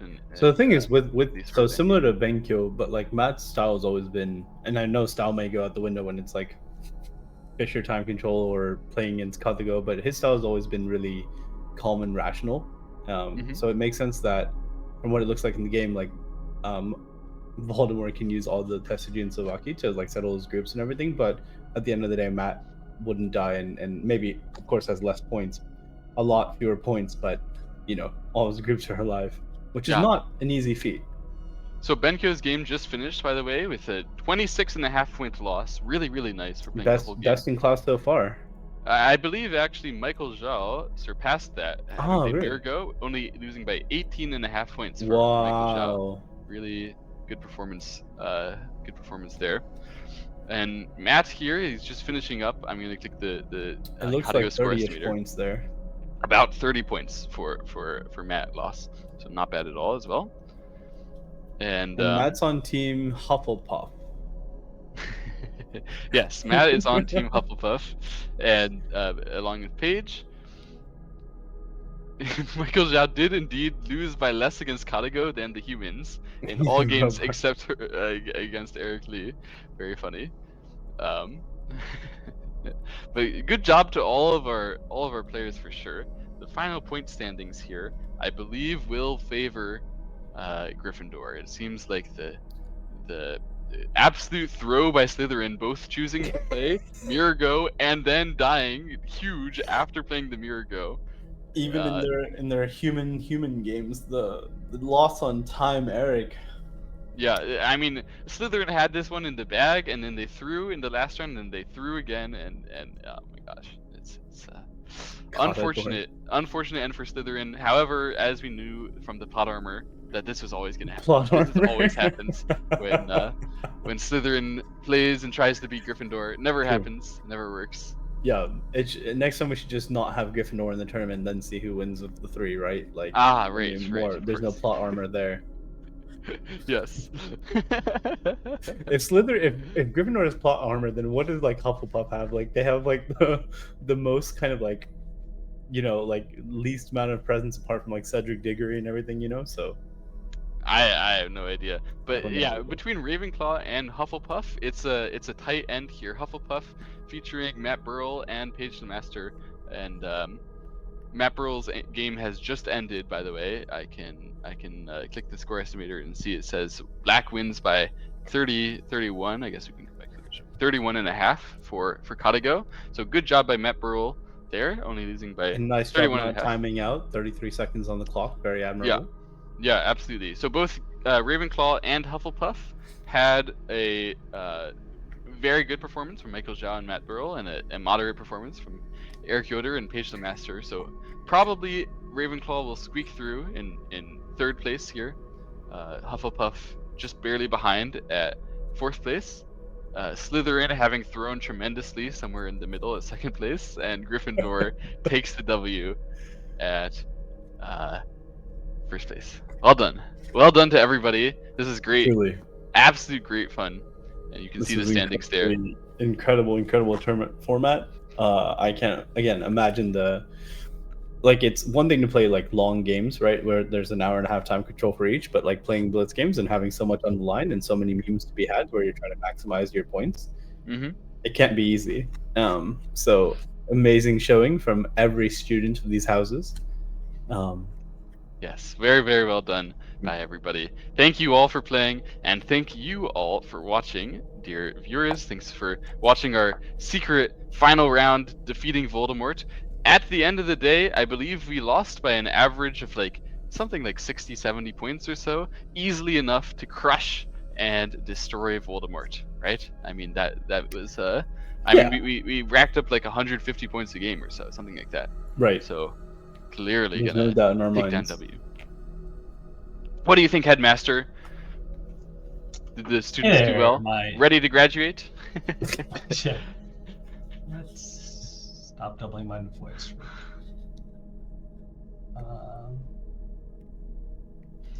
Great. Yeah, I think that was an absolute blast. Our names are covered. Our faces are covered by our names, but I had a wonderful time.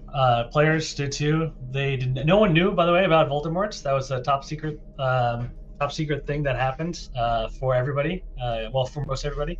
Ben Kyo, you did cast that spell right. You did great. Just to give you guys an idea, at the end you totaled up 1,164 points against Voldemort, absolutely crushing my imaginary 361 boundary, which I didn't think too hard about. So almost tripling that boundary. And then overall, it looks like our highest scoring game went to Albert Yen with 223 points, not including the resignation games that happened, / the timeout games. And then in our round against Voldemort 2, the highest score gained actually was from Ben Mantle. He no, I lied. It's Michael's show. Yeah, Michael 175 points. Ben had 171. Matthew Burrell actually coming in 168. And it's funny. I mean, the viewers maybe didn't know this, but the players were chatting with each other, and they asked me when I mentioned, the Voldemort plan.